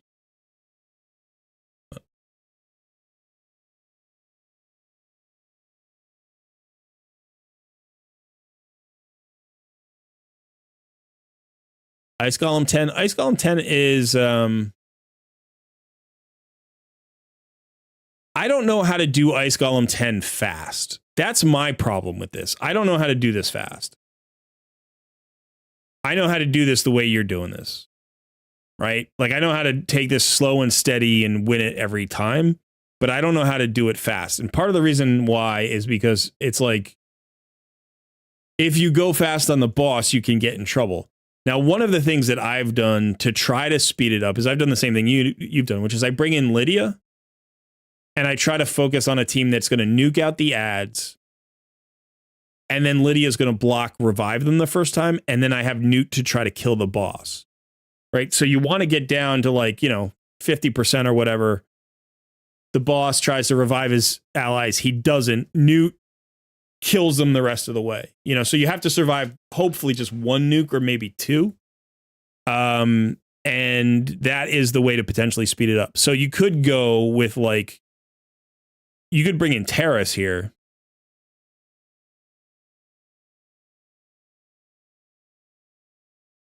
And Cardiel works here too, by the way. But that would actually slow things down because he's an ally attacker.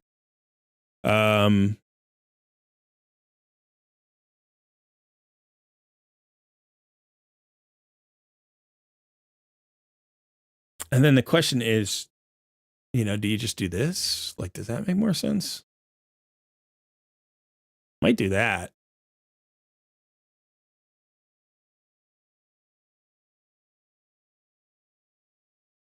I mean, you could try the Foley thing and block revive the ads and then just keep them permanently down. The trouble, of course, is this is not always safe on full auto.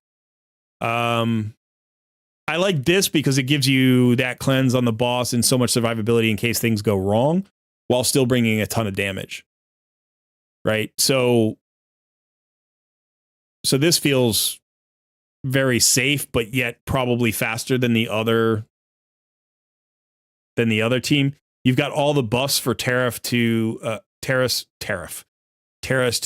do damage off of, right? So he does, where is it? Damage increases by 15% for each buff on allies. Right? So by bringing in Lydia gives you strengthen and increased speed, and then Mithrala gives you increased defense and increased attack. Does she also give you a shield on that? I don't think so. She gives you a shield on the other one, right? So this is the shield and the strengthen. We're not going with the strengthen. We're going with the hex, increased defense, and increased attack. So Terrace is going to nuke out that first wave really fast with all the buffs up. You don't have a reset unless you bring in Yumiko and we leave out Marishka, right? But Marishka is so nice to have in this, not only for the speed, but for kind of the security. But you could try bringing in Yumiko, nuke out the second wave really fast, and then just make sure you don't die on the boss.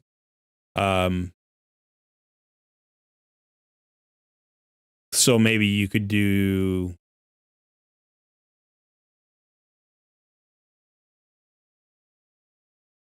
Where'd she go? That. Yeah, it would be Mithrala as the lead. Right, so that potentially just sets you up to like clear wave 1, clear wave 2, get the block revive on the allies, and then have nuke out the boss. The ads have to be dead here, and one of the tricky things about Newt is sometimes he attacks the ads, even with his A3.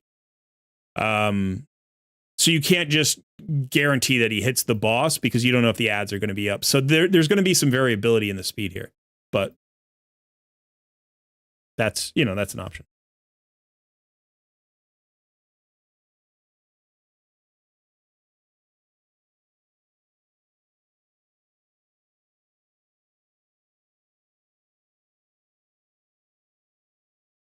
This is tough, isn't it? Getting stage 30. How's your seer?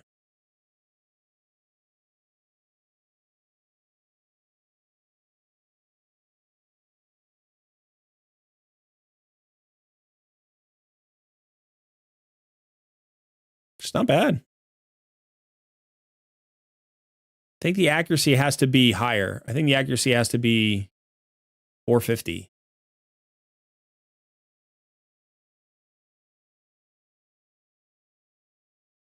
But if you wanted to clear this, I think you just have to get Seer to that point. Because you have Mithrala, you have Lydia, you have Yumiko, like you have Wukong. You have all the champions that you would typically bring in here to do this. Marius is probably sick here too. I think you should be able to do 30.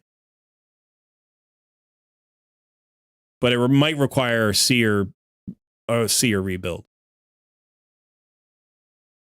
So that's another one. Not that you need to do this. I think farming 24 is more than enough.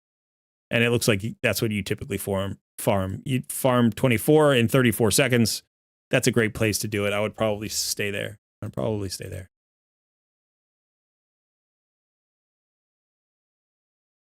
Yeah. Now, one of the things about this, Xavier, and this is not a knock on you or on anybody.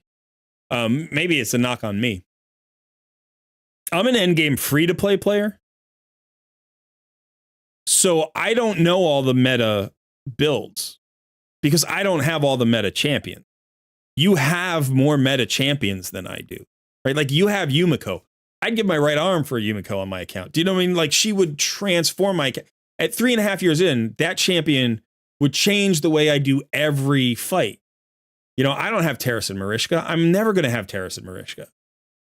You know what I mean? I don't have a 6-star Rotos. Like I don't have a 5-star Siphi, a 4-star Siphi. I don't have either of those champions. I'm not going to have all of the answers for a roster like this. Do you know what I mean? So it's like people come on the Takeover and I'm happy to show off your account and give you the advice I can. But it's like the reason I'm talking about champions like Cardiel and Astrid is because I use those champions and they have a massive impact on my account. The reason I'm talking about a Cryodan as a potential solution is because those are the solutions that I know. You have more solutions available to you than I do. So you can go out there and find other content creators who are more like of spenders. They're more whale friendly, whale focused. And they're going to help you out. Like you have you know, here's a 6-star ascension. I'm sorry, awakening, 6-star, 6-star, 6-star, 5-star, 6-star, 5-star, 5-star, 5-star. Like I have like, I think I now have 2 6-stars on my account, and I have like 5 5-stars, you know, like total. And 6-star, 6-star, 6-star, 6-star, 5-star, 5-star, 5-star, 5-star. Like, this is crazy to me. You know, like the power that you have at your disposal. Now, the theory crafting, the idea of like trying to test out a team, that's the same regardless of whether or not you're, you know, a Kraken or a whale or a mid spender or low spender or a free to play player. But there might be more people who have already theory tested teams that are available to you. So, you know, I might be offering you advice here, and somebody else might be saying, oh, Colred, you should go some other way, which is entirely true. And it may simply be because I'm not used to having the assets that you have. But, you know, again, a block revive is a block revive. Doesn't matter if you have, you know, 100 meta champions or 1. Like, if you have a block revive and you can block the Ice Golem ads from reviving, that's hugely beneficial. That's a massive benefit. So if you could possibly speed tune your Ice Golem team with Foley so that his AoE always 100% of the time kills at least one of those ads, if not both of those ads, that allows you possibilities there, right? And that doesn't change regardless of what your account looks like. Your ability to pull that off will change depending on what your account looks like, but the theory doesn't change. You know, so consider those types of things. Like, I didn't even look at Teox. Teox might be crazy good in all of these places. I don't know. I know he's really good. I know he stomps in arena sometimes, you know, but like, I don't have those champions. So, you know, I think for an account like yours, you know, we show off a couple of things. We talk about a couple of things. Maybe we rebuild the champion or whatever. But in a lot of cases, it's not going to come down to massively improving your account the way I could do for like a mid-game player or a free-to-play player.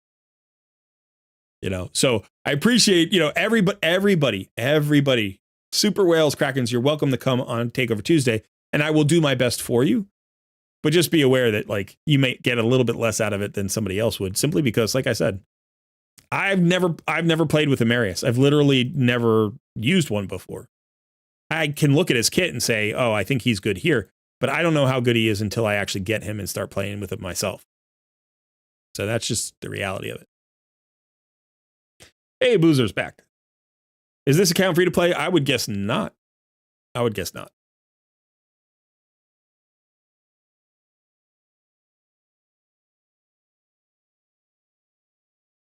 Oh, you are free to play. Then well done, my friend.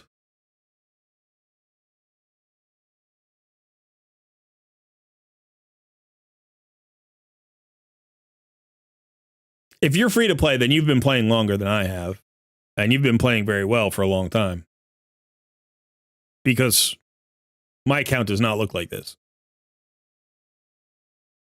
Now, you know, you have a few champions probably from like fusions maybe that not everybody got.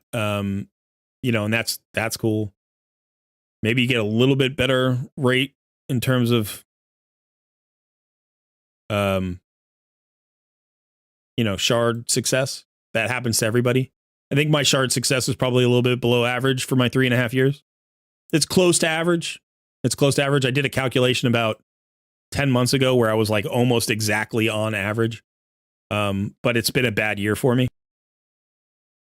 But if you're totally free to play, then congratulations. Because I mean, you've got Marius, you've got Ramontu, you're working hard. You've got Terrace and Marushka, which is crazy pulls. You got Yumiko, a crazy pull. You know, so like if we just look at your Void legendaries. So you have 24. I have now 21. But the quality of yours is much, much higher than the quality of mine. Like, is there a single dupe here?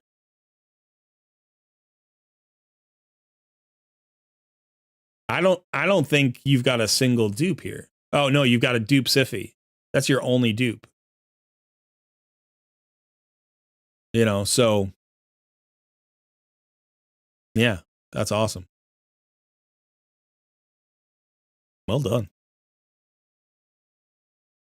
Yeah, as far as gear is concerned, I would certainly consider the forge. Make sure you're like next PvP, like burn through all of your silver bars as much as you can. I know it can be like overwhelming. Plus, you got to create room in your inventory. Make sure that like whenever a forge pass is done, like all right, burn through this Defiant, because if we had one more piece of good Defiant, we might have had a different build. You're using most of them. You're doing the right things. I don't know that I have much to teach you. You're a free to play player and you're doing awesome. You've probably been watching Boozer for longer than I've been a content creator, and you're kicking butt. So well done.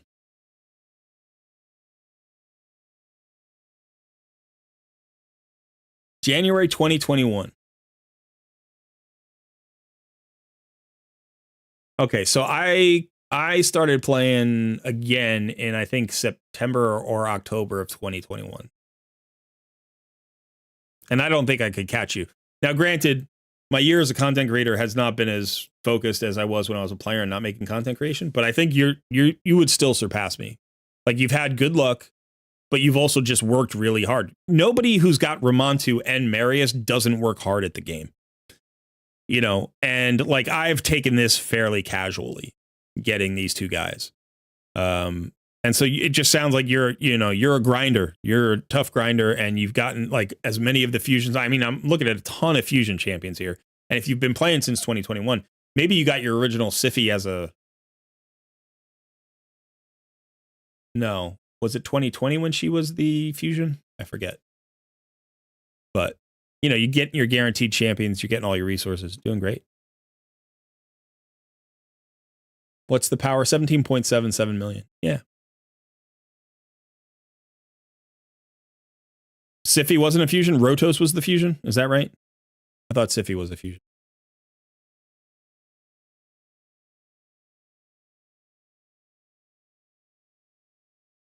She was a... whatchamacallit. She was a Halloween champion, but it was Rotos who was the fusion, maybe? Yeah, Rotos was February 14th, 2020.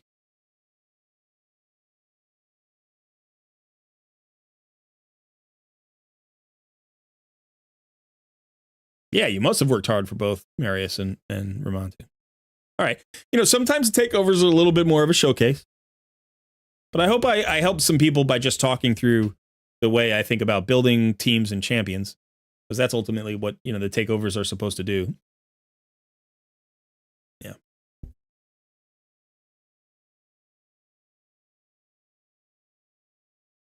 I don't know why people try calling me during Takeover Tuesday. Like, I'm on, I'm streaming. I stream once a week. I stream on Tuesdays. It's the same time every week. Don't call me. All right.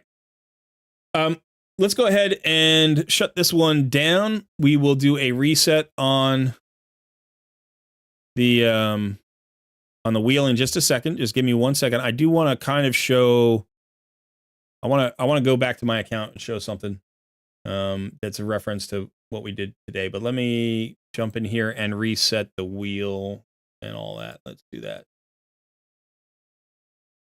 Okay, so go ahead. Reactions are available. You can start reacting. So I'll do my little spiel again. If you haven't done this before, there is a link to my Discord in the description of this live stream. You want to click on that. In my Discord, scroll down on the left side until you see the channel, the Wheel of Takeover. And it's in the section called the Coaching Corner. There's a Wheel of Takeover. In the Wheel of Takeover channel, there's a message. All you have to do is react to the message that enters you in the drawing to win your free takeover. You can only enter once. Doesn't really matter how many times you react. And then, what else? We will spin the wheel, and the wheel will determine who wins. You can win once every 90 days. As soon as you win, I'm going to DM you, and I want you to DM me back. I'm sorry, I never gave you the role. Sorry about that, Xavier. I meant to give you the role. I'll give you a role so you can join me in the voice channel, and then you can mute the live stream. I was wondering why that was a little bit slow getting some answers when I asked questions. Like, I never gave you... This is entirely my fault.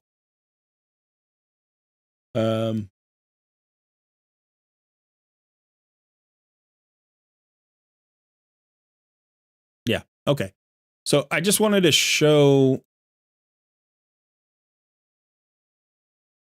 Yeah, I'll DM you. You give me your account information. I log in all that. Okay. I wanted to show some things. So first of all, let's look at my Cardiels, just so you can see. This is an all-around kind of hit. You can see the resistance is right around 400. That's enough resistance to resist most things that I need to resist. It's not really enough resistance for PvE anymore, because like for hard mode 25 and Syntronos and stuff, you actually need like more than that. You need like 550 or something. So I could definitely rebuild him with more resistance. And if I got better righteous gear, I probably would. You can see he's decently fast at 305. I thought he was 311, but he's 305. So, you know, potentially I could get more speed out of like changing up his boots, or maybe getting an additional speed roll somewhere. He's got almost 6,000 defense, 55,000 HP. He used to have 100% crit rate, but I took him out of that in order to build up his resistance a little bit. So decently tanky. He's got more accuracy probably than he needs. I would probably swap him out of this kind of stuff, but you can see how fast these pieces are. So 19 speed there and 21 speed there. Hard to get away from. But what I would probably do if I could is swap all 4 of these pieces for righteous gear, right? Get myself an additional 80 resistance, and then try to get, you know, some extra speed. Yeah, he doesn't have the pinpoint yet. You're right, Crop. I haven't gotten around to putting this on him, but I would probably go for a resistance banner. I do have a defense banner here. So if I could find a resistance banner with speed and pinpoint, that would be really nice. Or just get, you know, a new amulet. Now, I do need the Blood Shield ring at times. I could take it off of him and then put it back on him, you know, and do that swap every time we have Scarab, but I just haven't gotten around to that. But so, you know, pretty tanky all around build. Masteries here, you can see I do have the War Master, and then I went down the left side. I did get the lasting gifts and, you know, all the extra heals. So on him, I don't have the Lore of Steel. I certainly didn't have to go down like this side. I did this, you know, for like Fire Knight hard mode and PvP and stuff like that. But yeah, I could probably redo these masteries. This build, I don't know how old this build is. This build is only maybe like since Wixwell, because Cardiel used to be in my clan boss team, and then I took him out when I made the Wixwell team, and so I rebuilt him there, but I didn't spend a ton of time on doing it. But I still feel like this is very good. You can see his intimidating presence, which I think is a great aura for him. Or I'm sorry, not aura, blessing for him. And then if we look at my Fire Knight, I haven't pushed Fire Knight all the way to 10. I think I'm at 7 or 8. 8. But my team is, this is not my team. This is not my team. This is my Fire Knight 20 team, I think. I think this is my fast Fire Knight 20 team. So let's see if I have my Fire Knight hard mode. Yeah, so this was who I was thinking of, Blizzar. I couldn't think of it. I swapped out Yakarl for Blizzar to see if it was any better, because I think Blizzar has a... Does he have a 4 hit on his A1? He has a 3 hit on his A1 instead of a 2. So maybe that's what it was. That's all it was. And because Neldor has the slow, I don't need the slow from Yakarl.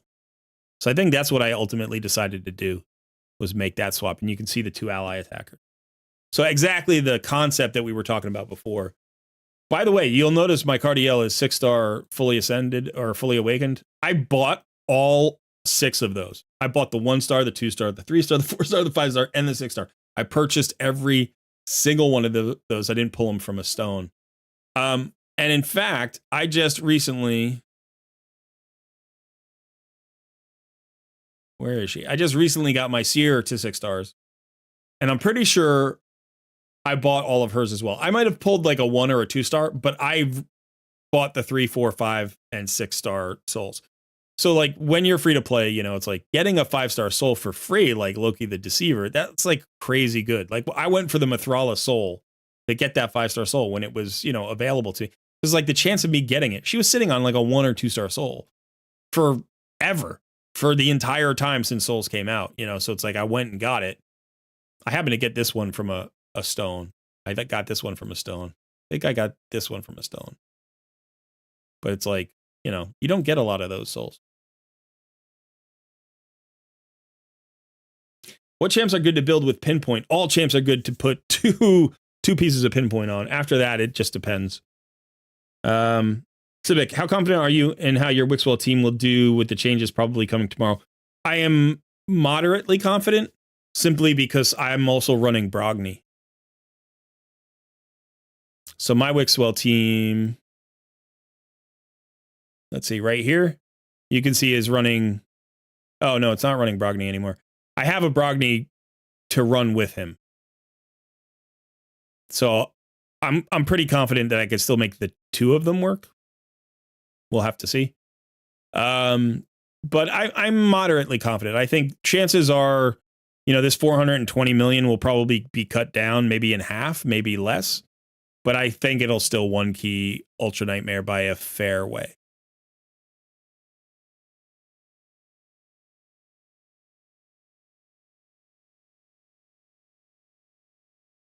Yes, Neo, that's absolutely true.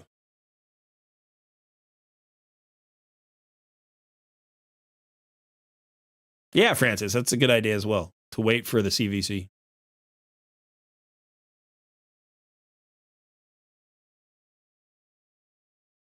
All right, so let's go and check the reactions, see if we've got enough reactions here. Yeah, we've got some reactions. All right, I'm going to go ahead and spin the wheel again. We'll do another takeover. Maybe it'll be a newer player this time. Maybe not. We'll have to see.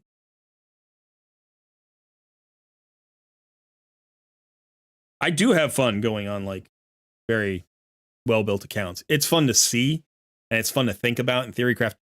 I talked about this, I don't know if it was last week or in another live stream or something. I was talking about the creativity, like the difference in being creative as a free-to-play player. You are required to be creative as a free-to-play player if you want to succeed. Like, you just have to be creative because your roster will never be meta. You'll always be trying to like solve 25 problems with 10 champions. Like that's the way it works as a free-to-play player for a long time. So you have to be creative with builds. You have to be creative with gear sets, combinations of champions. You have to find synergies that other people don't care about. You have to build champions that other people don't care about. So that's the kind of creativity like free to play is part of free to play. The creativity that happens in like an Endgame account or a whale account is a different kind of creativity. It's like there's so many options. There are so many crazy options that what you're trying to do is be creative, like with a, you know, plethora of resources. Like you can, if you have an infinite palette, you know, in which there are all of the colors that possibly exist, what picture do you paint? You know, it's like that kind of creativity. It's a different challenge. You can certainly just copy and paste what other people have done in front of you. So if you don't want to be creative, you're not forced to be the way a free-to-play player is. However, if you want to be creative, you have, you know, more colors to paint with.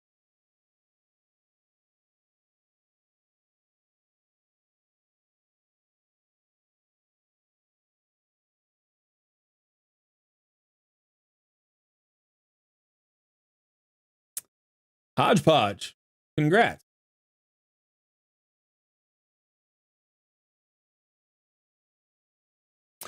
Hodgepodge, last one in June, it looks like. So you are past the 90-day mark. So congratulations. Yes, please don't forget to hit the like button if you are enjoying the stream. Thanks, Darren. Thanks for reminding me. When is a good time to start taking on Hydra, specifically when to start it as a beginning player? Anytime you can. I would, as soon as you get a decent team of 6 champions, go ahead and try it and see how much you get. But I would say if you're, you know, giving me a timeline,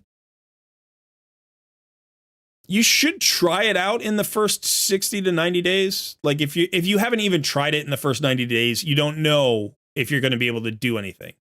So I would say in the first like somewhere between about 45 days and like 75 days, like somewhere in there, you should at least give it a go a couple of times. When should you actually be pulling down like a 1 key normal? If you're a highly motivated player, free-to-play player who maybe has some experience with gacha games and you're cruising along, I would say 100 days. I think 100 days would be reasonable. Could be a lot less for some players, could be more for others. If you're more new to the genre and this is maybe your first gacha, I would say somewhere like around 150 days. If you are past that point, then maybe what's happened is either, well, like if you're a casual player, that's fine. Like casual means slower. That's okay. Everybody should game the way they want to game. But if you're an everyday player and you're past the 150 day mark and you haven't gotten into Hydra, that's more on you probably just not liking the content or being intimidated by it. Which is also reasonable, by the way. That's not a criticism. I'm just letting you know that your roster might be able to handle the content, but you have just avoided it. So yeah, if you're at like 200, 250 days a year and you haven't taken on Hydra, that's more on you just not liking it or not wanting to do it.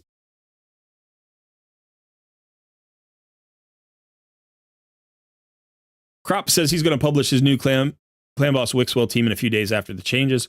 I think we're all going to be doing that, Crop. But if you don't know, we do have a couple of content creators here. We've got Boozer, who's a free-to-play content creator. We've got Cropcho Games, who's a free-to-play content creator. You should check out both of their channels. I am subscribed to both channels, so I check out their content frequently.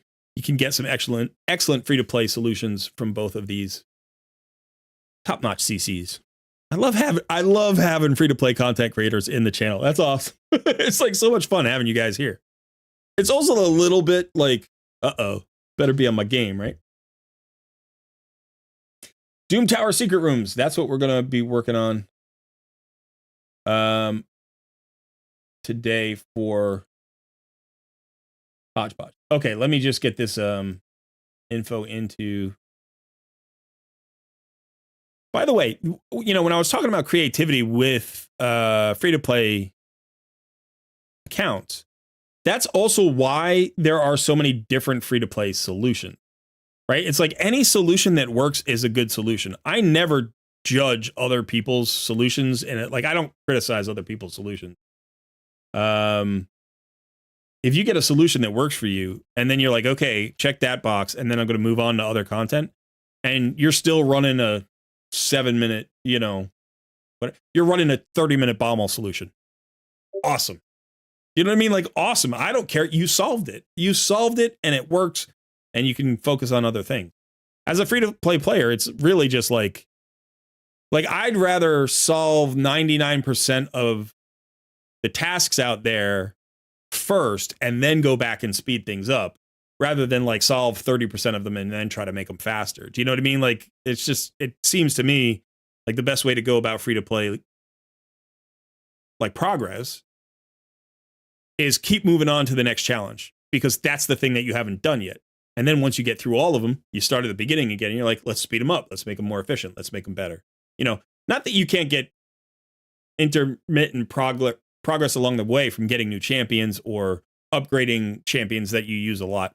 But what I'm saying is like, that's never the focus for me. It's not speed. It's effectiveness. Speed comes much, much later. All right. So we are just a Hodge. The Hodge.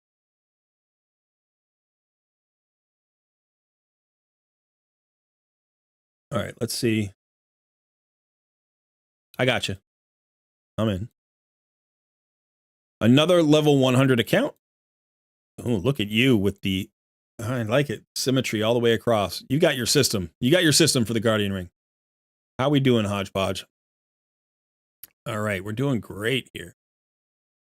So you're asking about Doom Tower secret rooms.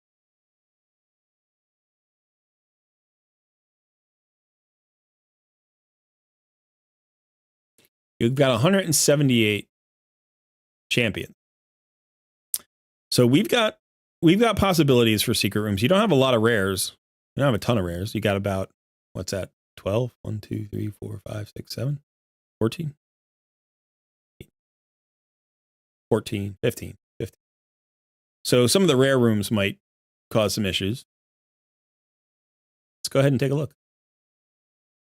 I love Doom Tower secret rooms. I really do. I enjoy them.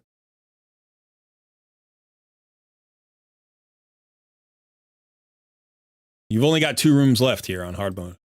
So let's take a look at these 2 rooms. Okay.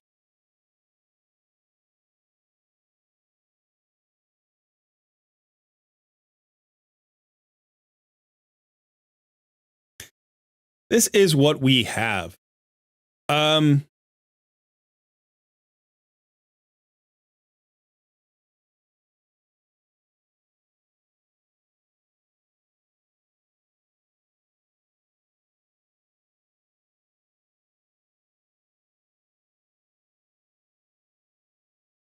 Let's go here.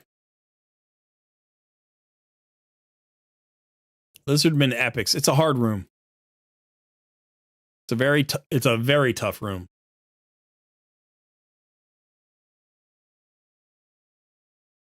You're in a stun set here with your main Venom Mage. That's going to be a problem.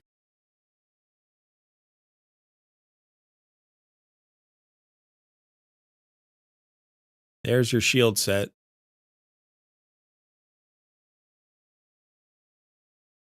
I mean, you need to have Broadmaw built for the revives.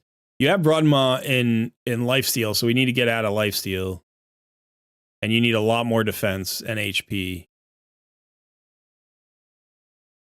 Yizzo is okay. Absolutely could be used. I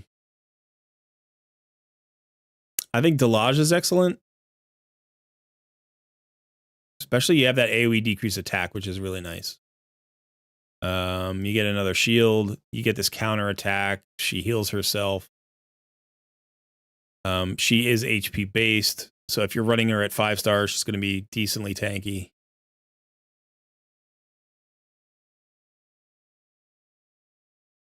Yeah, the blessing's unused. I know. The blessing is less important here. It's more a question of composition. Can we actually build a team that's going to survive? Now, Skathix is nice and is a cleanser with the block debuffs. Is on a 4-turn cooldown, but it's extremely powerful. This is one of the best epic versions of this skill in the entire game. It may be the best. You can remove buffs, decrease speed on the A1. I really like Skathix for faction crypts.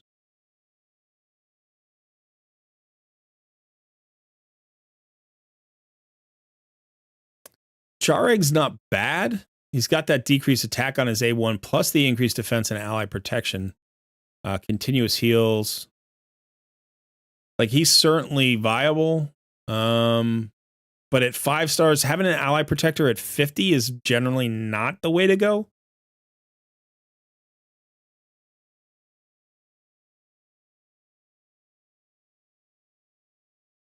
So here's the deal. I kind of treat this like faction crypts, right? This secret room is a faction crypt room. That's what it is. It's only factions. It happens to be more restrictive because it's only epics, but it basically is the same as a faction crypt. So when you think about when you're building a faction crypt team, like, that reviver is key. To get that 3-star, the reviver is key. You don't need to 3-star this. You just need to have one champion survive. But you kind of think about it the same way. If you're going to build a reviver for faction crypts, that reviver needs to be really tanky and survivable. We want this champion to never die. And at 50, that's harder because they don't have the stats and they don't have the banner. But build... what's his name? What's his... not Broadmaw. Whoever. Build this guy really tanky. Is that Broadmaw?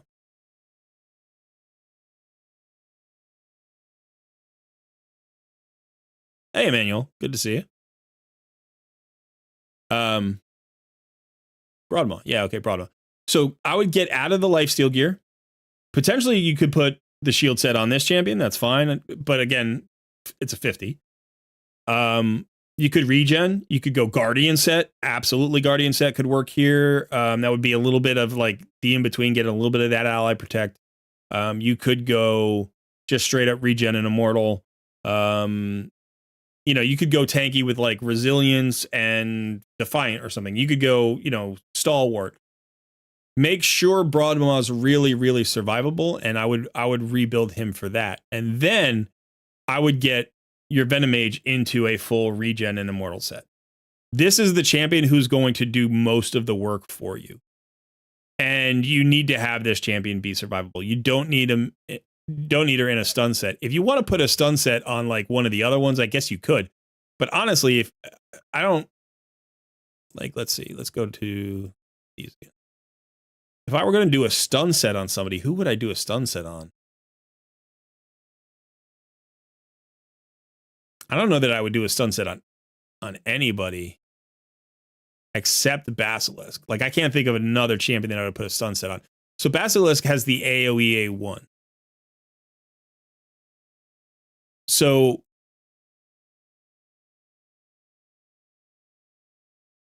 you have this revive on death. You have the extra stun. You put a stun set here on Basilisk. That gives you more crowd control if that's the way you want to go, if you want to go with crowd control. And then I think what you're probably running is you're running Venom Mage as your primary damage dealer, Broadmaw as your reviver, Basilisk as your stun champion, Skathix as your cleanser, and then you have to decide who the fifth champion is.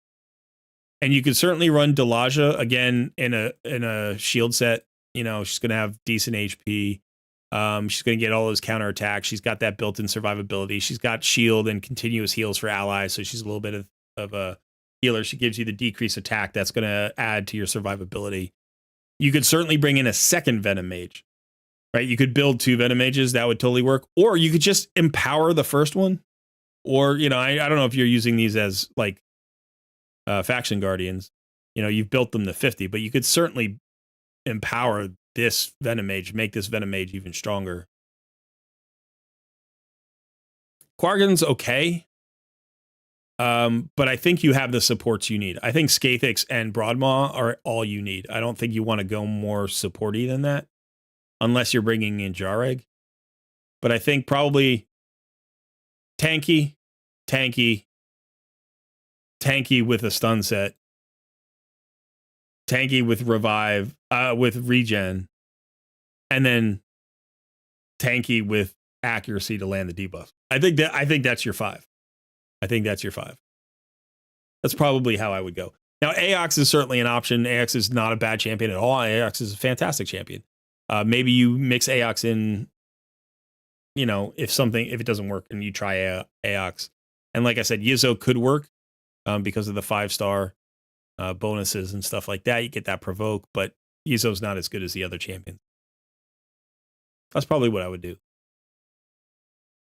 Yeah, so this, and that's what I would probably do.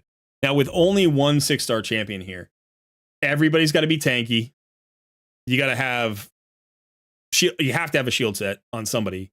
You have to have like regen or immortal or something to keep people alive. You know, you want to reduce the AoE damage that's coming in. Buff strips are important. Like, you need all of the things, you know, like the Yizzos put up counterattacks. And then you're going to have to probably manual some of it. But that's what I would probably do. Now, I'm not going to do this unless you want me to. Do you want me to try this right now?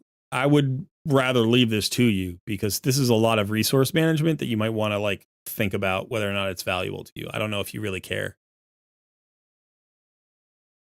Oh, let me also give you the roles. I forgot to give you the roles.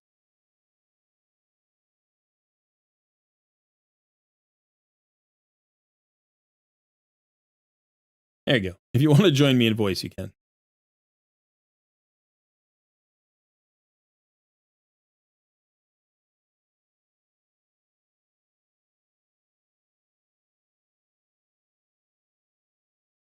Okay, so now the other, let's look at the other secret room. What did we just look at? We just looked at 4. So let's look at 5. Okay, so this is rare attack champions. This is one of the hardest secret rooms in the entire game. It is absolutely crazy hard. It's crazy hard to do. And I think there may only be one way to do it. There might be some other solution. I don't know. Maybe somebody can find a clever solution or go crazy damage. But I can think of only one way to do this. And yeah, if you run a stun venom mage, you can keep him at 50. Yeah. I'm just getting distracted by chat all of a sudden. Bless, new to the channel, your free-to-play guides have helped a ton. Great content. I'm definitely subbed up. Thank you so much, Bless. I appreciate the sub. And I appreciate you joining us for the live stream.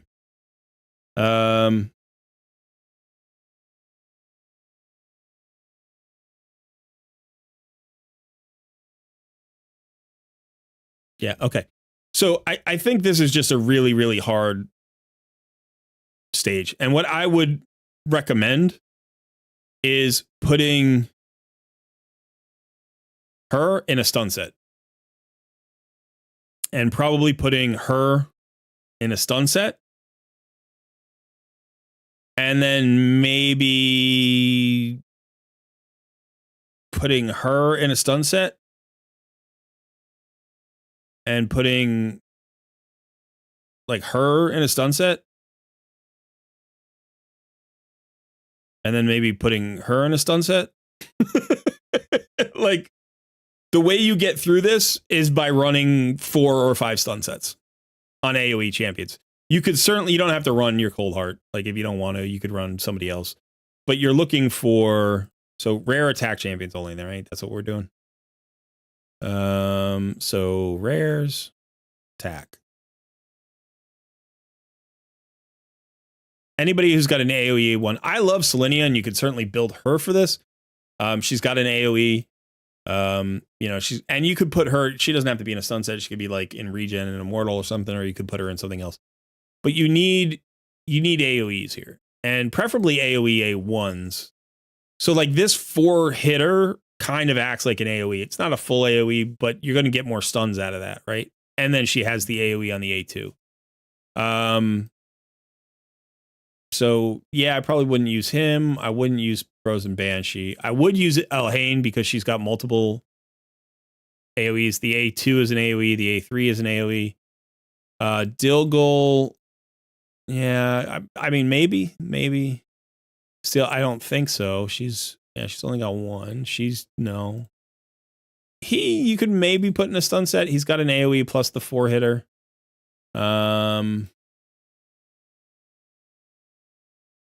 Yeah, I don't think anybody else here. I mean, there are some decent rares here, but not for this. Roughstone works. He's got an AoE on his A1.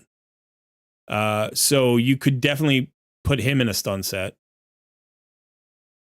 And then there's Soulbond Bowyer. So she's really good to have in a stun set. You've got 2 of them. Got 2 of them at 50. I'd put both of them in stun sets. You got 2 Roughstones. Could put both of them in stun sets.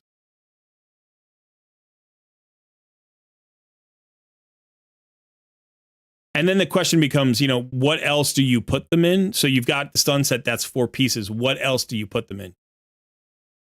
Well, you want them fast. You want them to hit decently hard so it doesn't take forever, because your stuns are going to be all based on stun sets, not on like 100% stun. So it's a low chance of stuns. And then you need damage. You can't have all 50s. So, you know, I wouldn't put 4 50s in. So I would definitely bring some champions who hit hard, who have good AoE clears. That's why I think Elhain is probably one of the best champions. I think Elhain and Soulbond, honestly, are the 2 best champions for this. Soulbond actually hits decently hard. And Elhain hits decently hard, and you can build them to hit hard while putting them in stun sets. Now, as for the other two pieces, you could put them in two pieces of speed. You could put them, like, you could put Soulbound in perception if you want the accuracy to land the turn meter decrease. You could put them in retaliation. So if they do get hit, they counterattack with an AoE potentially. And not Elhain, but Soulbound, so that she gets more stuns out there. You could put them in immortal so that they have at least some sustain for themselves, because they're not going to be in lifesteal. They're not going to have a healer along with them. They're not going to have shields. If you run a champion who doesn't have a stun set, that champion could potentially be in a shield set. Provide everybody with additional survivability and more chances to come back around. But the only way that I know of to consistently beat this with any regularity is to go all in on stun sets. Try to run as fast as possible, get as many AoE A1s as possible, or just all AoEs. If you have somebody who has a debuff, I'm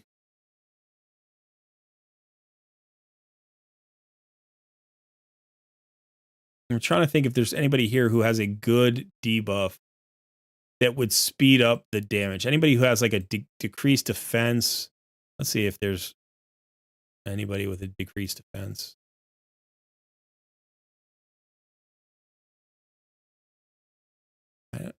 What about Dagger? I don't think she has. She has an AoE with a decreased defense. So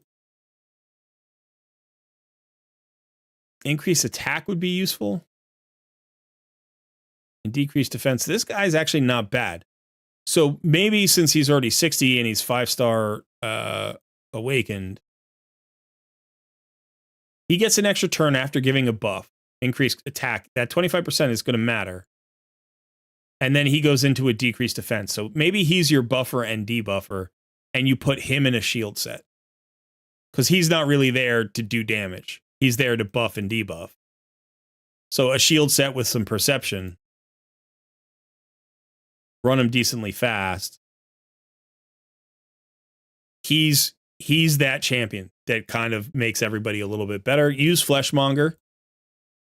And then get 4 stun sets in there. And I would say like 2 Soulbound, Bowyers, your Elhain, and then whoever you think is the best 4th champion. Get somebody else in there who gets you some damage or gets you, more control or something else that you don't have.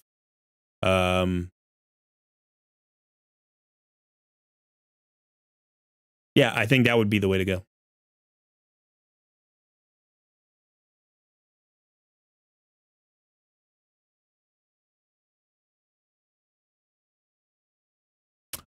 Let's see. Are takeovers free? Mr. Tribby asks. They are here. Yes. Just a reminder, I do offer paid takeovers as well. You can just DM me in Discord, and I'll share the schedule and prices. My puppa just showed up. Hey, baby. Hi. This is Piper. She's kind of shaggy right now. She needs a haircut. Don't you need a haircut? Yeah. She's an absolute excellent dog. Fantastic. She doesn't like to be on camera. She just wants love. Berserker.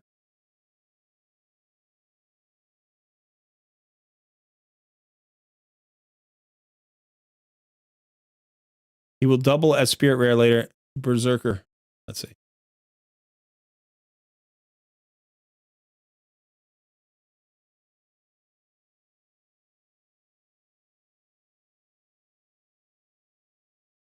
Why can't I write Berserker?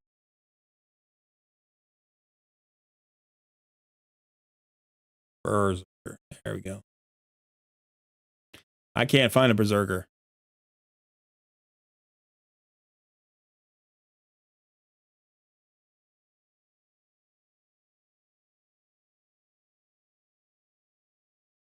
Baby's crying in the other room. Doesn't have it. Yeah.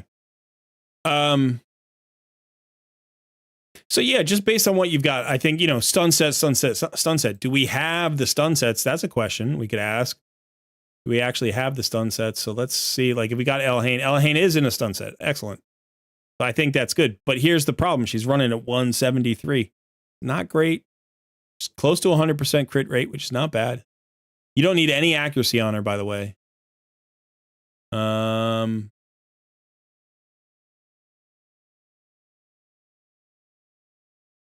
So yeah, you could get her to 100%. But what I might do is like, okay, let's look for crit rate. Divine speed.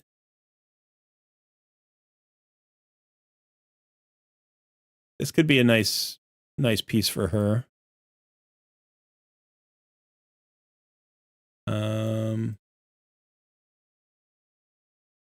Yeah, let's maybe go divine speed with some speed on the substat. We'll do this one. Get that speed going a little bit higher. And then we're looking for speed boots, divine speed.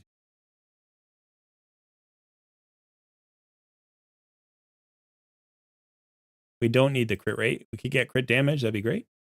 One more. We get that on. That's going to get you to 198 speed. Plus you level this up. That's going to get you more crit rate. You put a couple of, you know, speed glyphs on. You're up over 200. I don't know what let's check out what the speed is in that room. So let's go ahead to the raid stages tool and check it out. All right, so we're going to go to Doom Tower. We are in rotation 1, right? Rotation 1. We want hard. We want secret room. And I think it was secret room, was it 4? Secret room 5.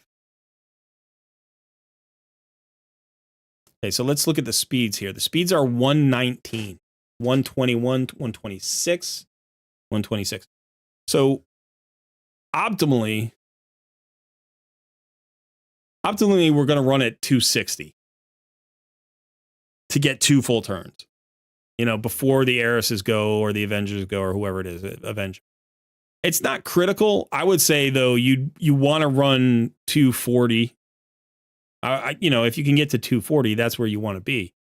So, you know, can we get into a stun set that's fast? We don't need everybody that fast, but you want to have your first, say, 2 or 3 champions running that fast. So your debuffer guy should be running that fast, right? Your buff guy should be running that fast. And then at least 2 of the champions should be running that fast. So here's one way. Okay, we got that. Now let's go ahead and look at, let's just look at the stun set. And let's see what we've got here in terms of speed. This is a really fast piece. Obviously, you know, maybe you want that on somebody else. But if you don't, you know, here's a slightly faster piece. You've got no speed on this. Sorry. You got no speed on this currently.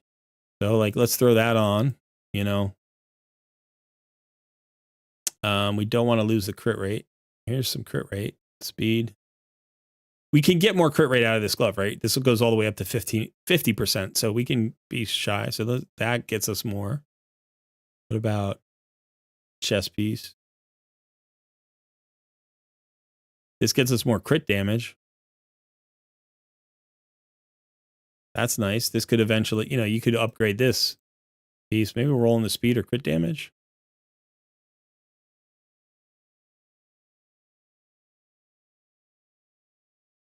You know, so you're going to get that 100% crit rate. You could definitely, with the extra 14 speed here, you're at 228. You're not going to have any trouble. And then over here, you come over here and you go to your pinpoint stuff and you find something that's got decent, maybe attack percentage somewhere. Maybe, you know, you try that on. And then you get, we got an amulet with crit damage. Obviously, these you'd prefer to put on, you know, 6 stars on somebody better than this. Now you're up over that 240 mark. You know, and once you level this up, you're going to have 100% crit rate. You're going to have 130% crit damage. you know, and you've got everything you need, for the stun set. So I would definitely consider building one of these Soulbond Bowyers to 6 stars.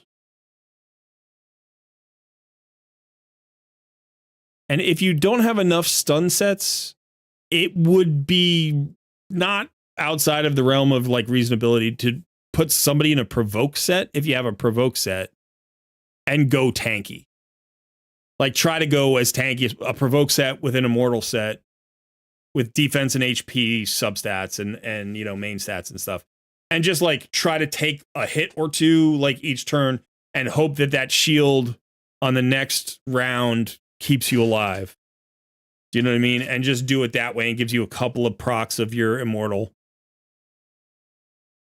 You could definitely try that. And that you could even maybe build that champion slow. Build them at like 140 speed. HP percentage boots or something. Like the immortal wouldn't proc as often, but you could put a lot of tanky stats on them. They go one time before the enemy goes. You got that higher chance of proccing a provoke. Because provoke is so stun is 18%, but provoke is 30%, right? It's a much higher chance. So you could potentially do that if you wanted. Doesn't look like you have enough provoke pieces, but that'd be an option for somebody. I don't love it, but this is desperate times call for desperate measures. This is what you're doing here. Trying to get through this. So I do think, your rough stone is an option. Your soul bond is an option. I think Elhain is the option. And then I do like this guy, whatever his name is, I forget. In terms of just giving you a buffer and a debuffer, which you don't always have on these rooms. Everybody in a sunset or provoke set. It's one person in a shield set. It's a really, really tough room to get through, and I have not gotten through it this rotation. I haven't gotten through it this rotation. I think I've only ever gotten through this like once or twice. And be prepared to play this secret room 20 times. Be prepared to manual your way through this 20 times, get to stage 3 and fail. Like round 3 and fail, and then come back and try again. Fleshmonger, thank you. Okay, now as far as normal is concerned, I'm assuming you got them all down, right?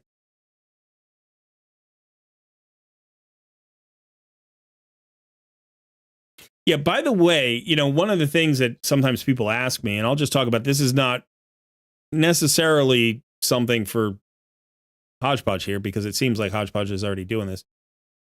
But if we looked at like the rares, and if you're looking up here, we've got a Selenian Nightcloak, 6 stars.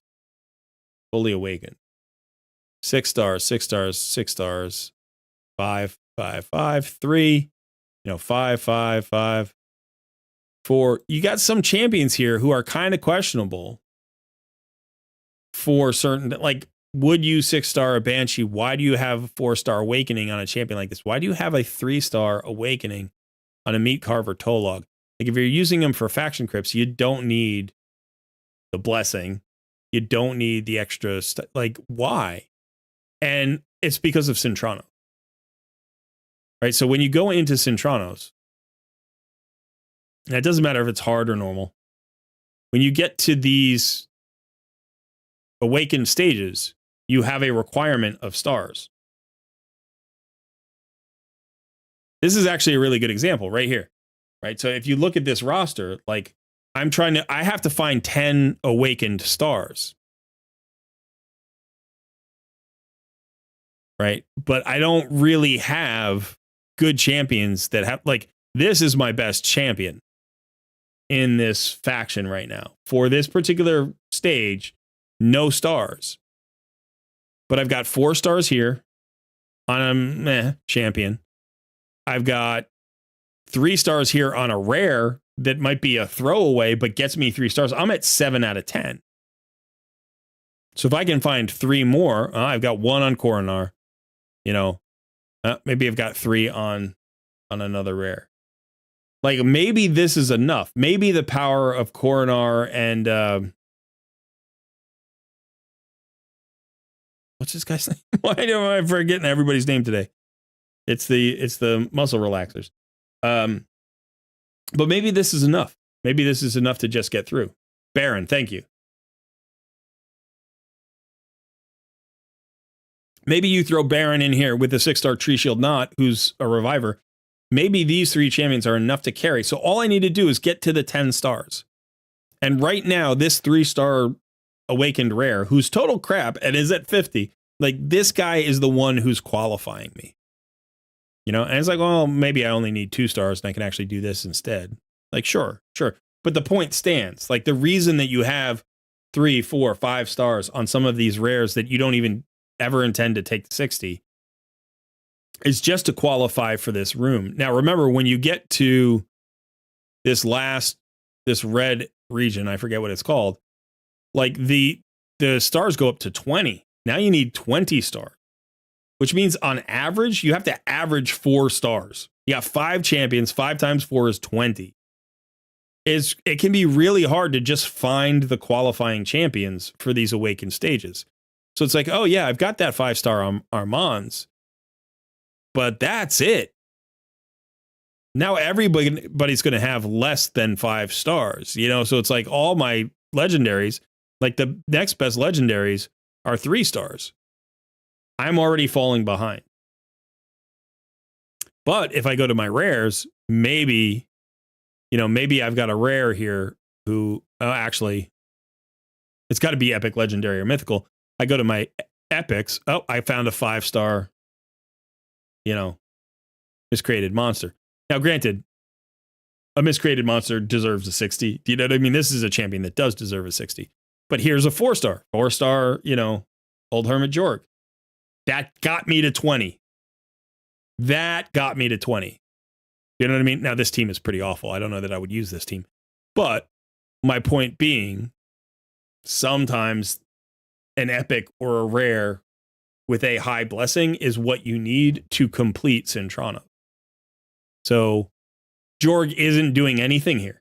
Jorg will die, maybe be revived, die again, maybe be revived again, die again.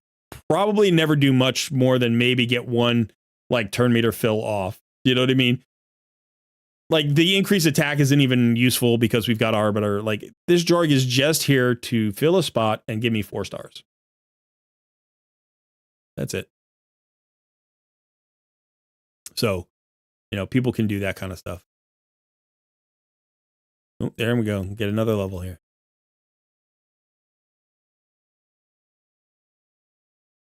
All right, Hodge, where are you, buddy?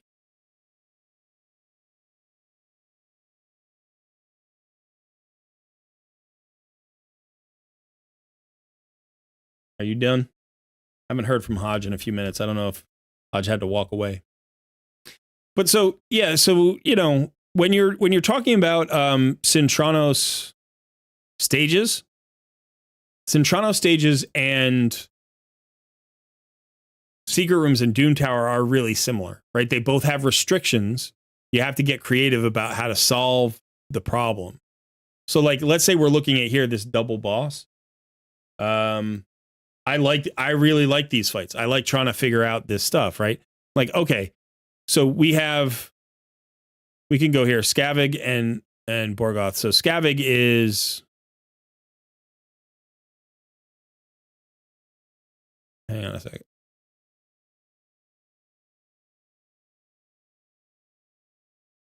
No, I'm sorry. That's the wrong. Here we go. Okay. Yeah. All right. I was just looking at these skills. I'm like, those aren't Skavig skills. No, those are Borgoth skills. Okay. Here are Skavig skills. So this is a normal Scarab boss and a normal Spider boss. Right? So when we think about this, we're like, okay, how do we want to do this? Well, normally, you try to get a destroy set for Borgoth, but maybe you don't want to do that. You could do HP burns. HP burns would hurt Borgoth. That's great. A good way to do this is with blood shield rings and accessories so that you always have a shield up, right? So we're going to go to our champions. We're going to be like, do we have blood shield rings on all of these champions? And it's like, okay, we're missing Blood Shield here, so that's going to be a problem, right? That's going to be a problem for the Scarab. What about this? Oh, here's our. This is our AOE HP burn champion. Let's get a Blood Shield ring on this champion. Right? Do we have a destroy set here? No, we don't. We don't have any Blood Shield ring. There's one.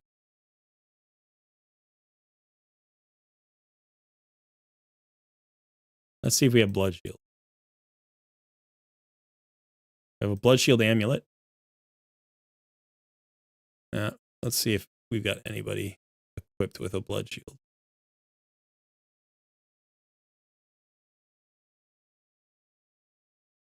I'd probably steal this one. Put that on. Champion's a little slow, a little bit weak in terms of defense. Might look to get some, maybe immortal gear that would get, better stats. The accuracy is okay. But honestly, I'm like, if I'm looking at these two champions, our attack solves both champions. That decreased attack is great, right? And then you have the HP burns, and that's great. You could certainly bring in Ninja, and you could bring in Ugo. I would probably even, I like Royal Guard, but I might look like, I'd do something more like, oh, I'm sorry, our attack was already here. But I might do something like,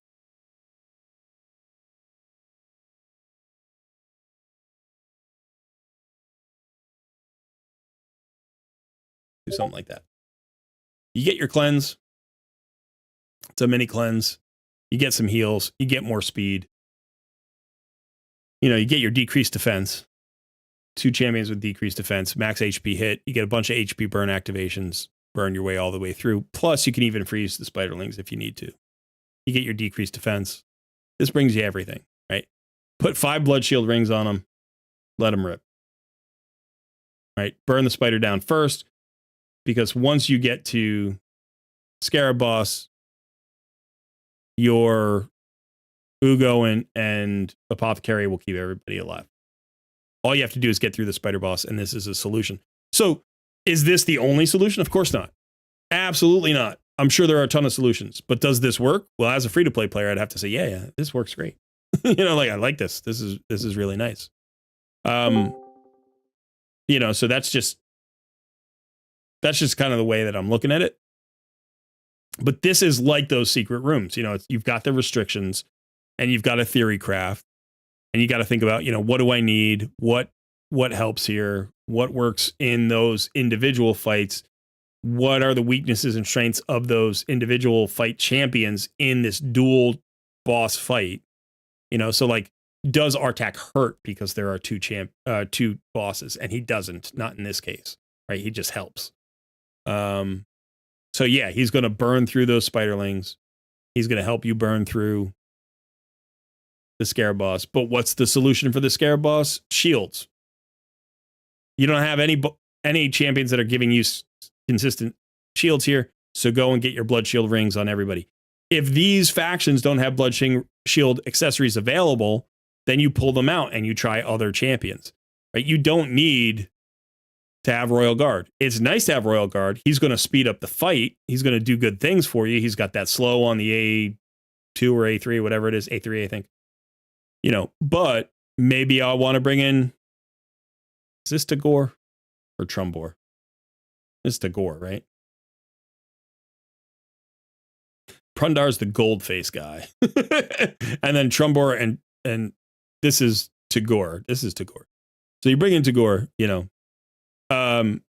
he does good work for you, or hey, you bring in a reviver, a more consistent reviver who's giving you an increased attack, HP burn on the A1. It's like, you can find a lot of different, you can double up on Ugo. Absolutely double up on Ugo. That gives you an additional cleanse, more heals, right? It's like, yeah, do that. Why not? They're both +2, by the way. I don't know why you did that, but okay, that's great. Like, I guess Hydra, you wanted two +2s for Hydra, as opposed to a +4 and a solo. But yeah. Also, you can go and find 5-star champions that you're thinking about. Oh, by the way, you have a third Ugo over here? So you definitely could have plus forward one, but that's okay. You'll get there. Or you're just going to build 3 of them, 1 for each level of Hydra. But go and find other champions that you're thinking about building, that you'd be interested in building, and then think about building them right now. Like Jintoro, like Zinogre, like Hatatsu, like Duke the Pierce, and be like, oh, I like these champions. I'm thinking about building them anyway. This is an opportunity to build them very specifically for a fight.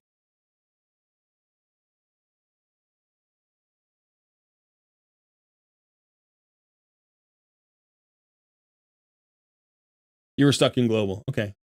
My fault. My bad. But yeah, so I really like Cintranos. I like Cintranos for this reason. That it helps you be creative and look at different champions in new ways. And you will find champions that you thought weren't that valuable, who all of a sudden start finding extra value. They start finding extra value in all of these other places. I'll give you an example.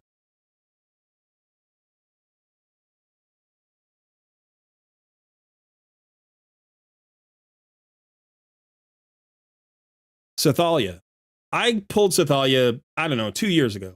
And I built her right away. I was so excited to get her because she was a buff strip champion. This was before I had Wukong. So I wanted 100% buff strip champion, and I built her right away. And then I was like, oh, you know what? She's actually not that great. Her cleanse is only a single target. It's only a single target heal. It does have this AoE potential. Her turn meter is like conditional. Her, she's only got 1 hit. It's a single target, HP burn, 60% chance. And she kind of moved her way back into my vault. And since then, she has worked her way consistently into Cintranos solutions because she gives you so much of what you need in a Cintranos solution, right? Like, you're never worried really about how quickly you kill a double boss team. You're just worried that you can do it. You're never really worried about like having the perfect skill. You're worried about having the skill that gets you through. So this cleanse becomes incredibly valuable. This buff strip is really good. This AoE HP burn on the A1 matters because I've already built her with enough accuracy because of the A3. So the fact that her HP burn like always lands, or 60% of the time, I mean, it lands, it doesn't get resisted, is actually really valuable in certain fights. So she's in a blood shield ring. She features against anytime I can put her up against like the Scarab boss, she goes in there. She goes up against, spider bosses. She goes up against dragon bosses. She goes up against everybody. And she just consistently finds more and more value. She finds value in Doom Tower secret rooms where she qualifies as well. Like, she's a support, right? But she's got that HP burn, which allows you to just have this extra thing there, and it's like, so I built her. I was excited about it. Then I got disappointed. And now, more recently, I've learned to appreciate that I have this 6-star champion who's actually pretty useful to me at Endgame. And I think that can happen with rares. It can happen with epics. It could certainly happen with legendaries. But so sometimes when you're doing a room in Cintranos or in the Doom Tower, like if you're just like, okay, I really need a solution. Let's check this one. Like, I really need a solution for this. And you're looking at your champions and you're like, who's vaguely, it's like, I haven't built, a particular champion to 60 yet. Like, there's here's a Fire Gun Isbel. Like, I know that she's kind of cool at 60. She's not awesome. Here's a Pan. He can be used in a couple of places. You're like, okay, so I can find a champion maybe that will help here, but also give me value in 1 or 2 other places. And when you get to Endgame, that's like, you're looking for God tier champions that will replace champions you have. And then you're looking for niche solutions to problems that you haven't solved yet. And so champions like this, like Fire Gun here, might become one. I'm not saying she is for this fight. I'm just saying that's the kind of champion that I'm talking about. And so, like here, we might say, yeah, okay, so, we're really missing another champion that we need to flesh out this particular team. Oh, Hitatsu would fit great. He's only a 50. Let's take him to 60. Hitatsu will fit in a couple of places. We'll use him in Faction Crypts. We'll use him in Doom Tower. We'll use him here in Centranos. And he's really nice. By the way, he is nice in Centranos. He actually gets use on my account at 50 in Centranos quite a bit. So.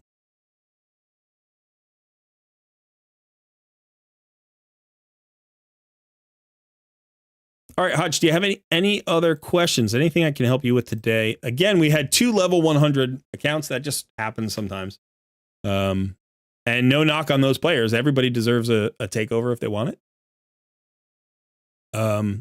But the issues and the questions at level 100 are different than the questions at 60, or 70 or whatever. So is there anything else that you got for me, Hodge, today that you want to work on a little bit?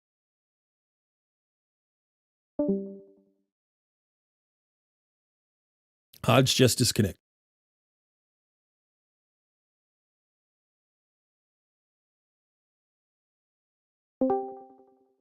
There, you're back.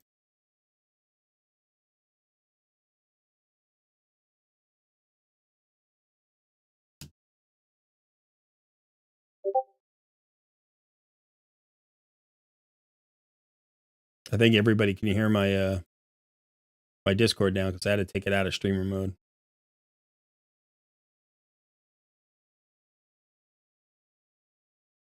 I can hear my baby boy crying in the other room. He's upset.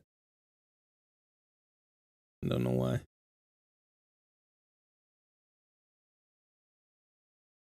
And I look at a clan boss in a different account. I got nothing better to do.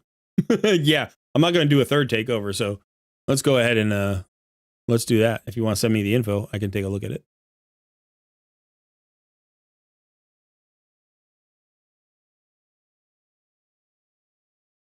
Probably got about another 20 minutes. My back is starting to. I need to do my stretches. Ooh, that one cracked. I don't think you could hear that, but that was loud. That was loud.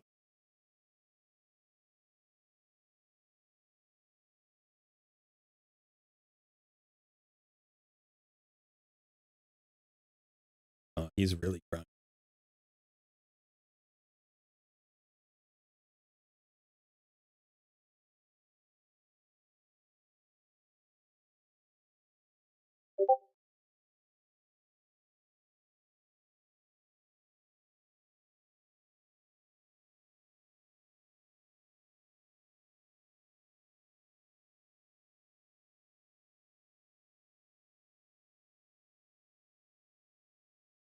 Yeah, that.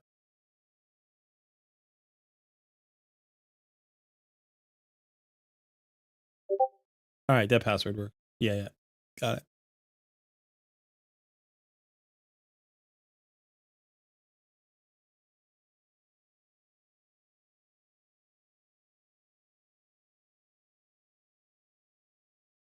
Is he still making the funny noises? He makes funny noises. He's very funny boy. He's a very funny boy. He cracks me up. He cracks all of us up. And he laughs. He giggles. He has stopped screeching for the most part, which is good. Because he was screeching for like 4 days, like maybe a week and a half ago. He figured out he could screech like that kind of noise. I don't want to do it too loud.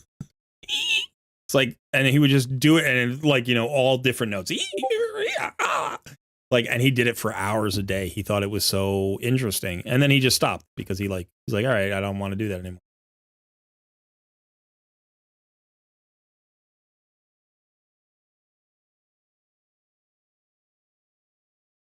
Yeah. So you could solo that with Artak. That's what I was saying.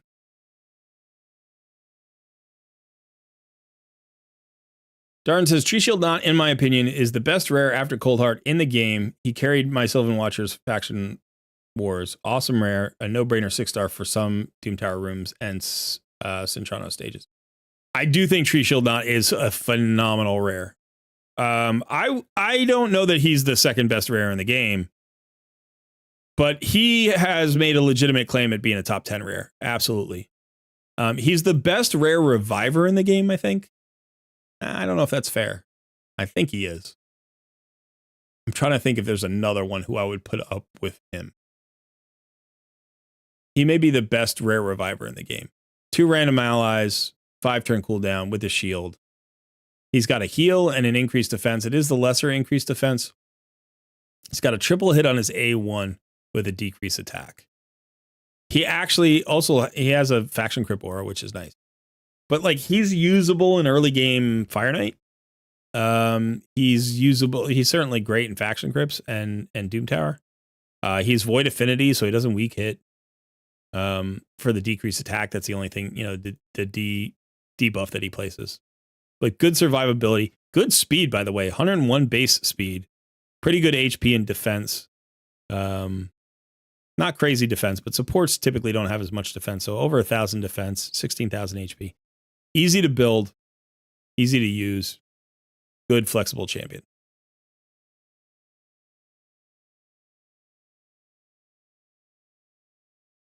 Clan boss.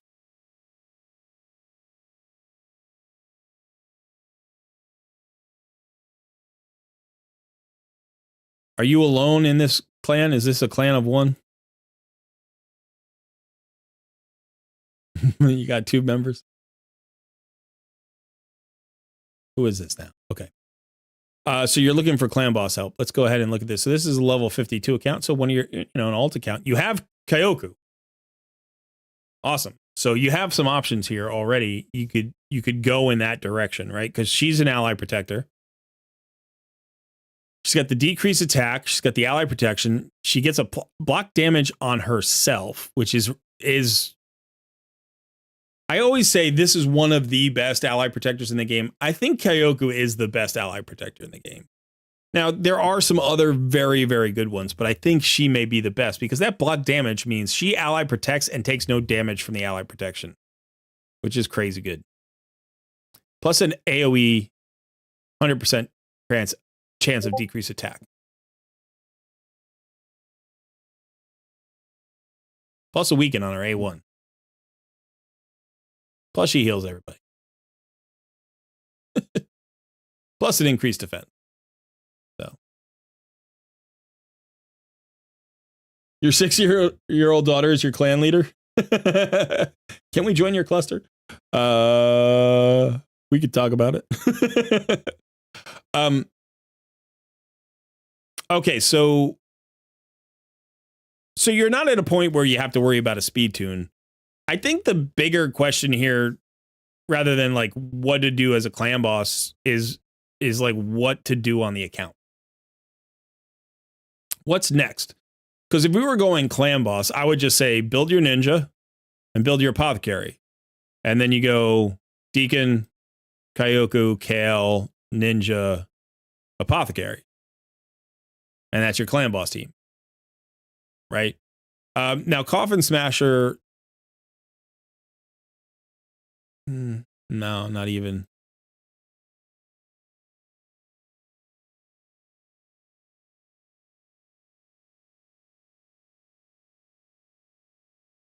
I mean, moving forward, you know, like you have...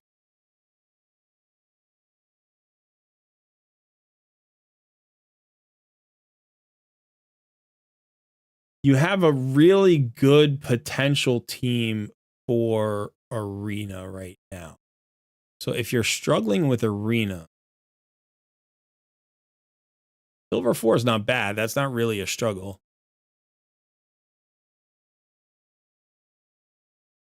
But what I would probably do here is pull these two and do this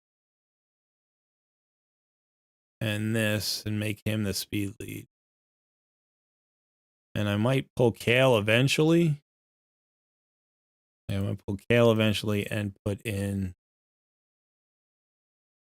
You could put in Apothecary to get another turn meter fill. You could put in Ninja to get like a different nuke option with Freeze. Or Haikatoon if you ever build her out. Or...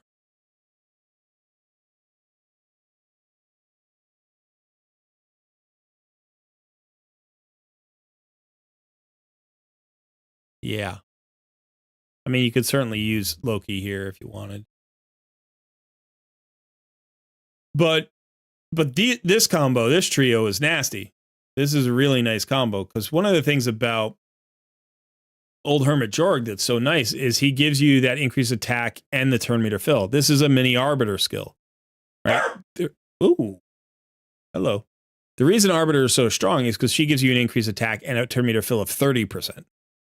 But he gives you an increased attack and 20%. That's most of what she does. The turn meter fill isn't as much, but it's very nice, right? Because the thing about like High Katoon is that she gives you that turn meter fill, 15%, and an increased speed. She doesn't give you an increased attack. So this is 15% turn meter fill, and this is 20% turn meter fill, plus the increased attack. This is the setup that you want. The way that you would speed tune this is you would actually have Jorg go fastest, because Deacon hits based on attack. His damage comes from attack. So if you have Jorg go fastest, even if Deacon is your speed or a lead, Jorg goes fastest. He gives an increased attack. That'll let Deacon then do his double turn. He'll fill everybody's turn meter and then decrease defense. And this is a hit, so he'll hit a little harder with the increased attack. And then you go into your third champion. Now, your third champion could be a nuker like Ninja, who has, say, an AoE freeze, right? It could be another turn meter filler if you're worried about getting disconnected. It could be somebody like Fellhound who has just a good hit. It could be Kyoku. You could put Kyoku here. I think Loki is legitimate. Like, this could be a champion you bring in for various reasons, some flexibility. But I think you probably get the best benefit from like a second nuker. And so, Kale and Genbo, or Kale and Ninja, or Genbo and Ninja. And now Genbo has that self buff, right? So he can buff his own crit rate and crit damage. So you can build him at 70% crit rate. He's got a great AoE. And if he has an increased attack on him, which he will, because that's what Jorg brings, then Genbo ignores unkillable, which is really useful against especially like Leorius and Skullcrown, but also other champions that can get unkillable.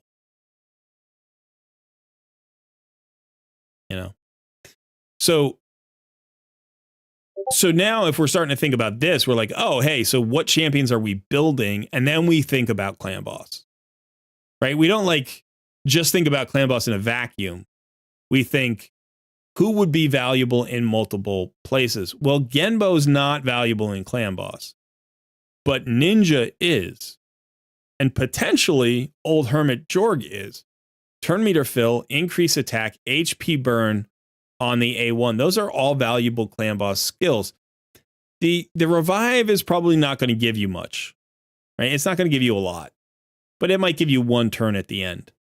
But Jorg can be built decently tanky, and he's giving you value in arena. Then he's going to be giving you value in boss fights. And then he's going to be giving you value in Doom Tower. He's going to be giving you value potentially in Centranos down the line.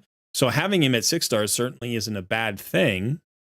But if you don't like that option, you could keep him at 5 stars, still work him in arena, and then go with Apothecary for Clan Boss instead, because he gives you that speed boost and the heal, and maybe that extends your life more than Jorg would, and that would be more beneficial. I feel like, he's your increased attack champion, so probably I would go with that. Now, turn meter fills don't always work great with ally protection. That's just part of it. Extra turns really don't work great with ally protection. But that's just life right now. Like, you have a Deacon Armstrong. He's arguably the best epic in the game to start with. So he's incredibly strong. But if I were looking at this roster, I would say don't prioritize Clan Boss. Like, get your Nightmare if you can. Prioritize the things that the champions are good at. Build your Artak. He will help you take down Dragon and Ice Golem and Spider. He will help you take down Doom Tower Waves. He will help you eventually in Hydra. He is so valuable that, yeah, this is a champion I want to build. This is a champion I want to build. Let's build these two guys for arena and work our way towards progress in 5 or 6 or 7 spots. Faction crypts are going to get better. dungeons are going to get better. Arena is going to get better. Doom Tower is going to get better.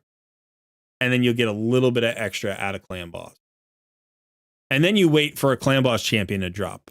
You wait for a Taragi the Frog to drop. You wait for a Demitha to drop. You wait for somebody who's a clear direction, a Man-Eater or a Roshguard the Tower or, somebody else who can support Kyoku. Right? Like, get another champion with Kyoku who tells you, oh, yeah, that ally protection is the way to go. And we're going to run, our double ally. We're going to run a Brogni, or we're going to run a Wixwell, or we're going to run a Taragi the Frog with Kyoku, or we're going to run, I don't know, some other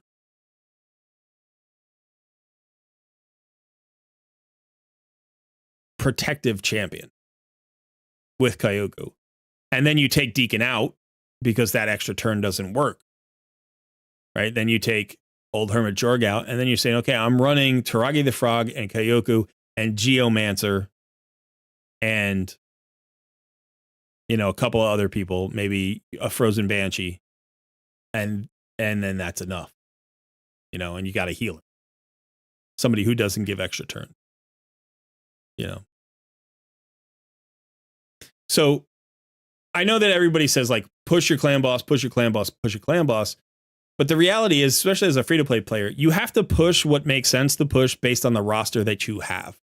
So get the most out of clan boss that you can with the roster that you have, but simultaneously recognize that, like, you have a lot of solutions that you need. So build champions that solve something well. Genbo is the best epic arena nuker in the game. I don't even think it's really that close, although there are some recent contenders like Diana and Slizzix and stuff who have, like, Slizzix, is that his name? Who have been added to the game who are now, like, reasonable. But I think Genbo's the best epic arena nuker in the game. Why not just solve your gold 4, gold 5 problem? Like, these 3 champions will get you all the way up to gold 5, probably. If you can get Arbiter at some point, she replaces Jorg and you're golden, That's a huge, that gets you so much value there. And you can use those champions in other places. Or build Ninja. He's your boss killer. He's going to kill the dragon for you. He's going to kill, Doom Tower bosses for you. He's going to work on clan boss.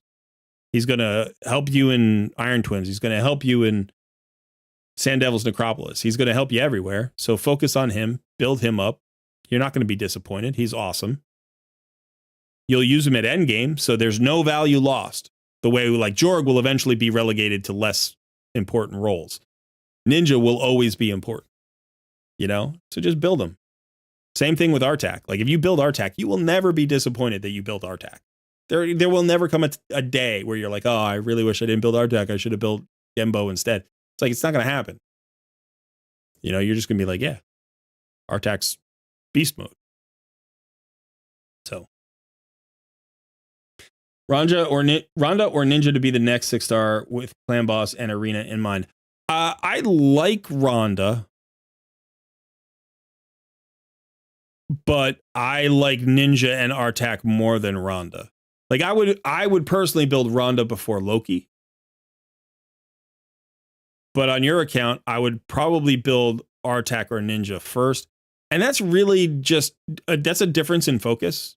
Like, Artak gives you different stuff than Ninja gives you, and that is up to you. One of the nice things I like about Artak, like, let's look at your champions. So Kyoku is she gives a weaken. She does have this AoE decrease attack. It's 100% chance, actually. Okay, so so he's giving you that AoE HP burn. I was going to say he also gives you the decrease attack, and it's on a different affinity than hers. So I was going to say he synergizes really well with her, and he does. He actually does synergize really well with her. But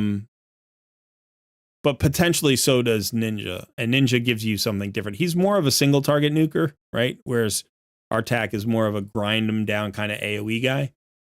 So very, very different champions. But similar values, I think. I think they're both extremely versatile, very good champions that you want to build. The problem, of course, is like, how do you find all the legendary tomes? You know, you've already got 2 books into Artak, so he's 10 books away.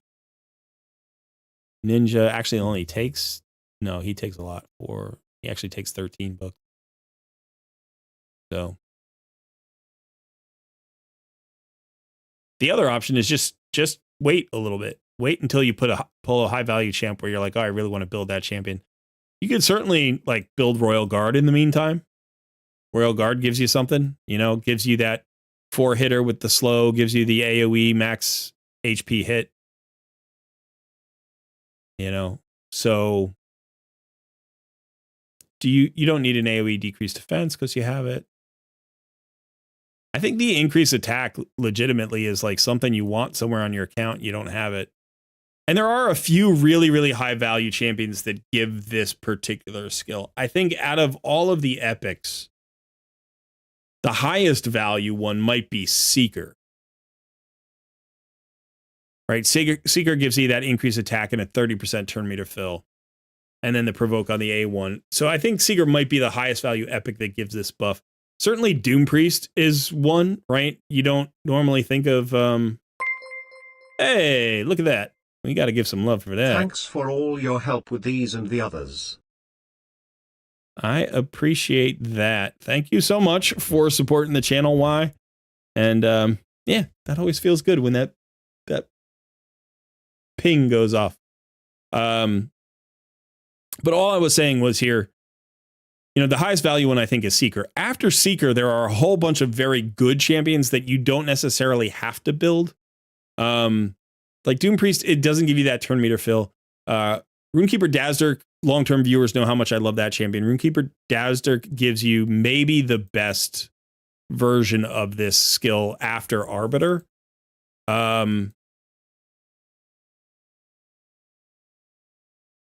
So he gives this same increased attack, 25% turn meter fill on a 3-turn cooldown. This is probably the best version outside of legendary champions. I think this is the best epic version of this skill. I think Seeker's higher value because of the rest of it, right? I think Seeker's more in demand champion than Runekeeper Dazzler, but Runekeeper Dazzler actually has probably, I guess Seeker has the best one, but after Seeker, Runekeeper Dazzler has the next best version of this. Then you have Old Hermit Jorg. You have Gorgorab. Gorgorab is really high value. Where is he? There he is. So Gorgorab gives you 15% turn meter fill and the increased attack, but he also has the AoE revive, right? And he's got the arena battle aura of 23%. 23% speed. So it's a rare enough ability until you get to your Arbiter. You know, like you want it somewhere on your roster. And if we just look at like who actually gives the full increase attack. Oh, actually, okay, so does he give it as an AoE? He does. He does. So maybe if you prefer Loki, you know, you don't worry about, like, this is a self buff. This is a self buff. Yeah, self buff. This is actually an AoE, but it's a lesser one, I think. Oh no, it's a self buff. No, it is all allies. Okay, but it's not 100% chance.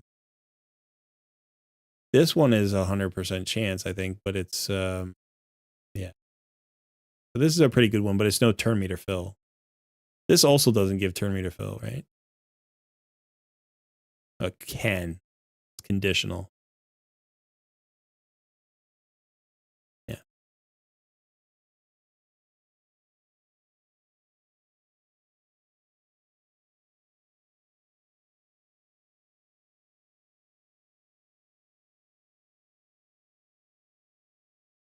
So I think that, you know, I think that you have some clear, like if this were my account, I would say The way I build an account is I'm always trying to add a new ability for every 6-star that I bring.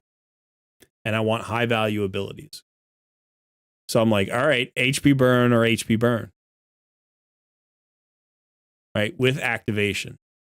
Boss killer, wave killer. That AoE freeze 100% chance. That's an extra skill. That's hugely valuable. These are extremely valuable. She's nice, but she's a luxury right now. Right? Like, what does she bring? She brings the block passive skills and the block active skills. That's nice. That's not as high value as HP burn. It's not as high value as the AoE freeze. This is a nice solution for Wukong. Right? This helps you get rid of Wukongs in arena. But that's a very kind of niche thing. And I think she's a good damage dealer, but she's, you know, like Ninja's the much better boss killer. And he's not as good at waves, but he gives you that AoE freeze, and he's still decent at waves. So I would say out of your legendaries, Ninja's probably Ninja or Artak should be the next. And then, you know, I would at least build old Hermit Jorg like better than this. You know, make them fast. Use them at 50 if you don't want to take them to 60. This is a good long-term solution for campaign farmer. Obviously, you want to take Cold Heart to 60. You're never going to regret that. You don't have to take Apothecary to 60, but you could. I don't think you'd regret that. You could also take Haikatoon to 60. I don't think you would regret that. You know. And Royal Guard. I don't think you would regret him at 60 either. Be careful with all these doubling ups, though. Like, you know, I'm looking at 240 Armigers who are fully ascended. That's a bit of an overinvestment. Likewise, you know, we've already got the second Cold Heart built to 40. 2 Banshees at 40. You want to be aware of that because those, like, once you have them fully ascended at 40, the question is, are you going to turn them into a chicken ever? Because if you are, why have you ascended them? And if you're not, then you're going to have a wasted spot. You know, so like this XP that's gone into this champion is not really going to be utilized elsewhere. Again, you have another Kale at 40, this one at 60. Like, are these just chickens waiting to happen and you just happen to send them for particular missions or something? Okay, then turn them into a chicken. You know, are they faction guardians and you don't want to get rid of them? Okay, well, they could have sat there at 3 stars level 1, you know, until you were ready to use them elsewhere. So try not to get into a like this one is starting to build up here, but we've got a 40 right here. Like, why are we building her if we've got this? Right? So be careful with that. Just be careful with that. I would say you're better off putting 100% of your resources into a champion like Genbo, like Ninja, like Jorg, like, you know, Cold Heart, somebody that you know you're going to use down the line, like Apothecary, like Fellhound. Even if you don't have the perfect use for them right now, at least you're being efficient with your resources.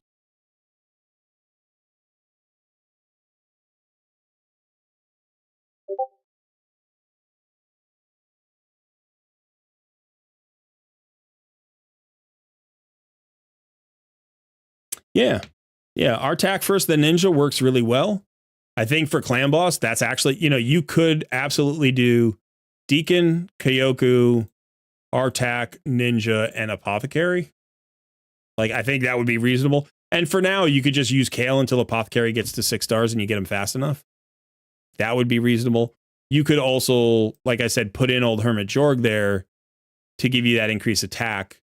You could even pull Kyoku if you have Artak in there.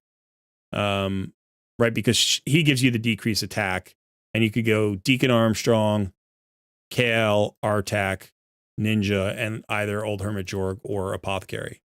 That would give you tons of damage.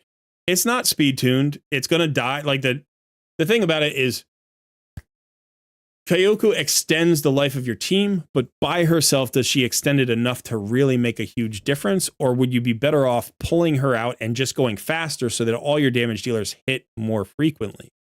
And I think that might be the answer for now. Just go fast. get that speed buff, get those turn meter fills, hit, and try to do it that way.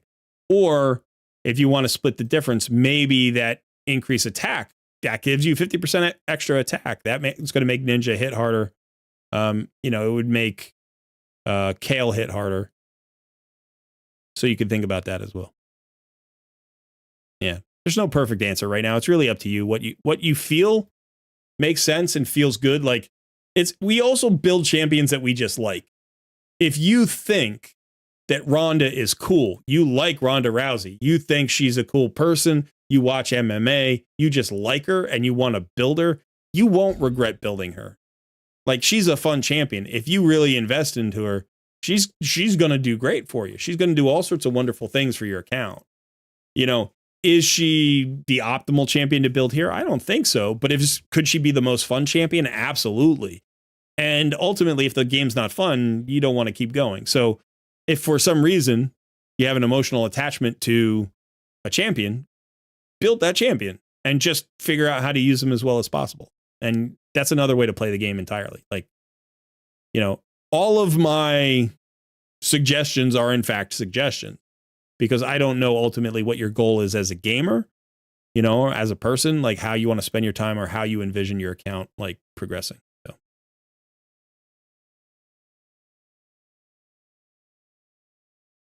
Okay.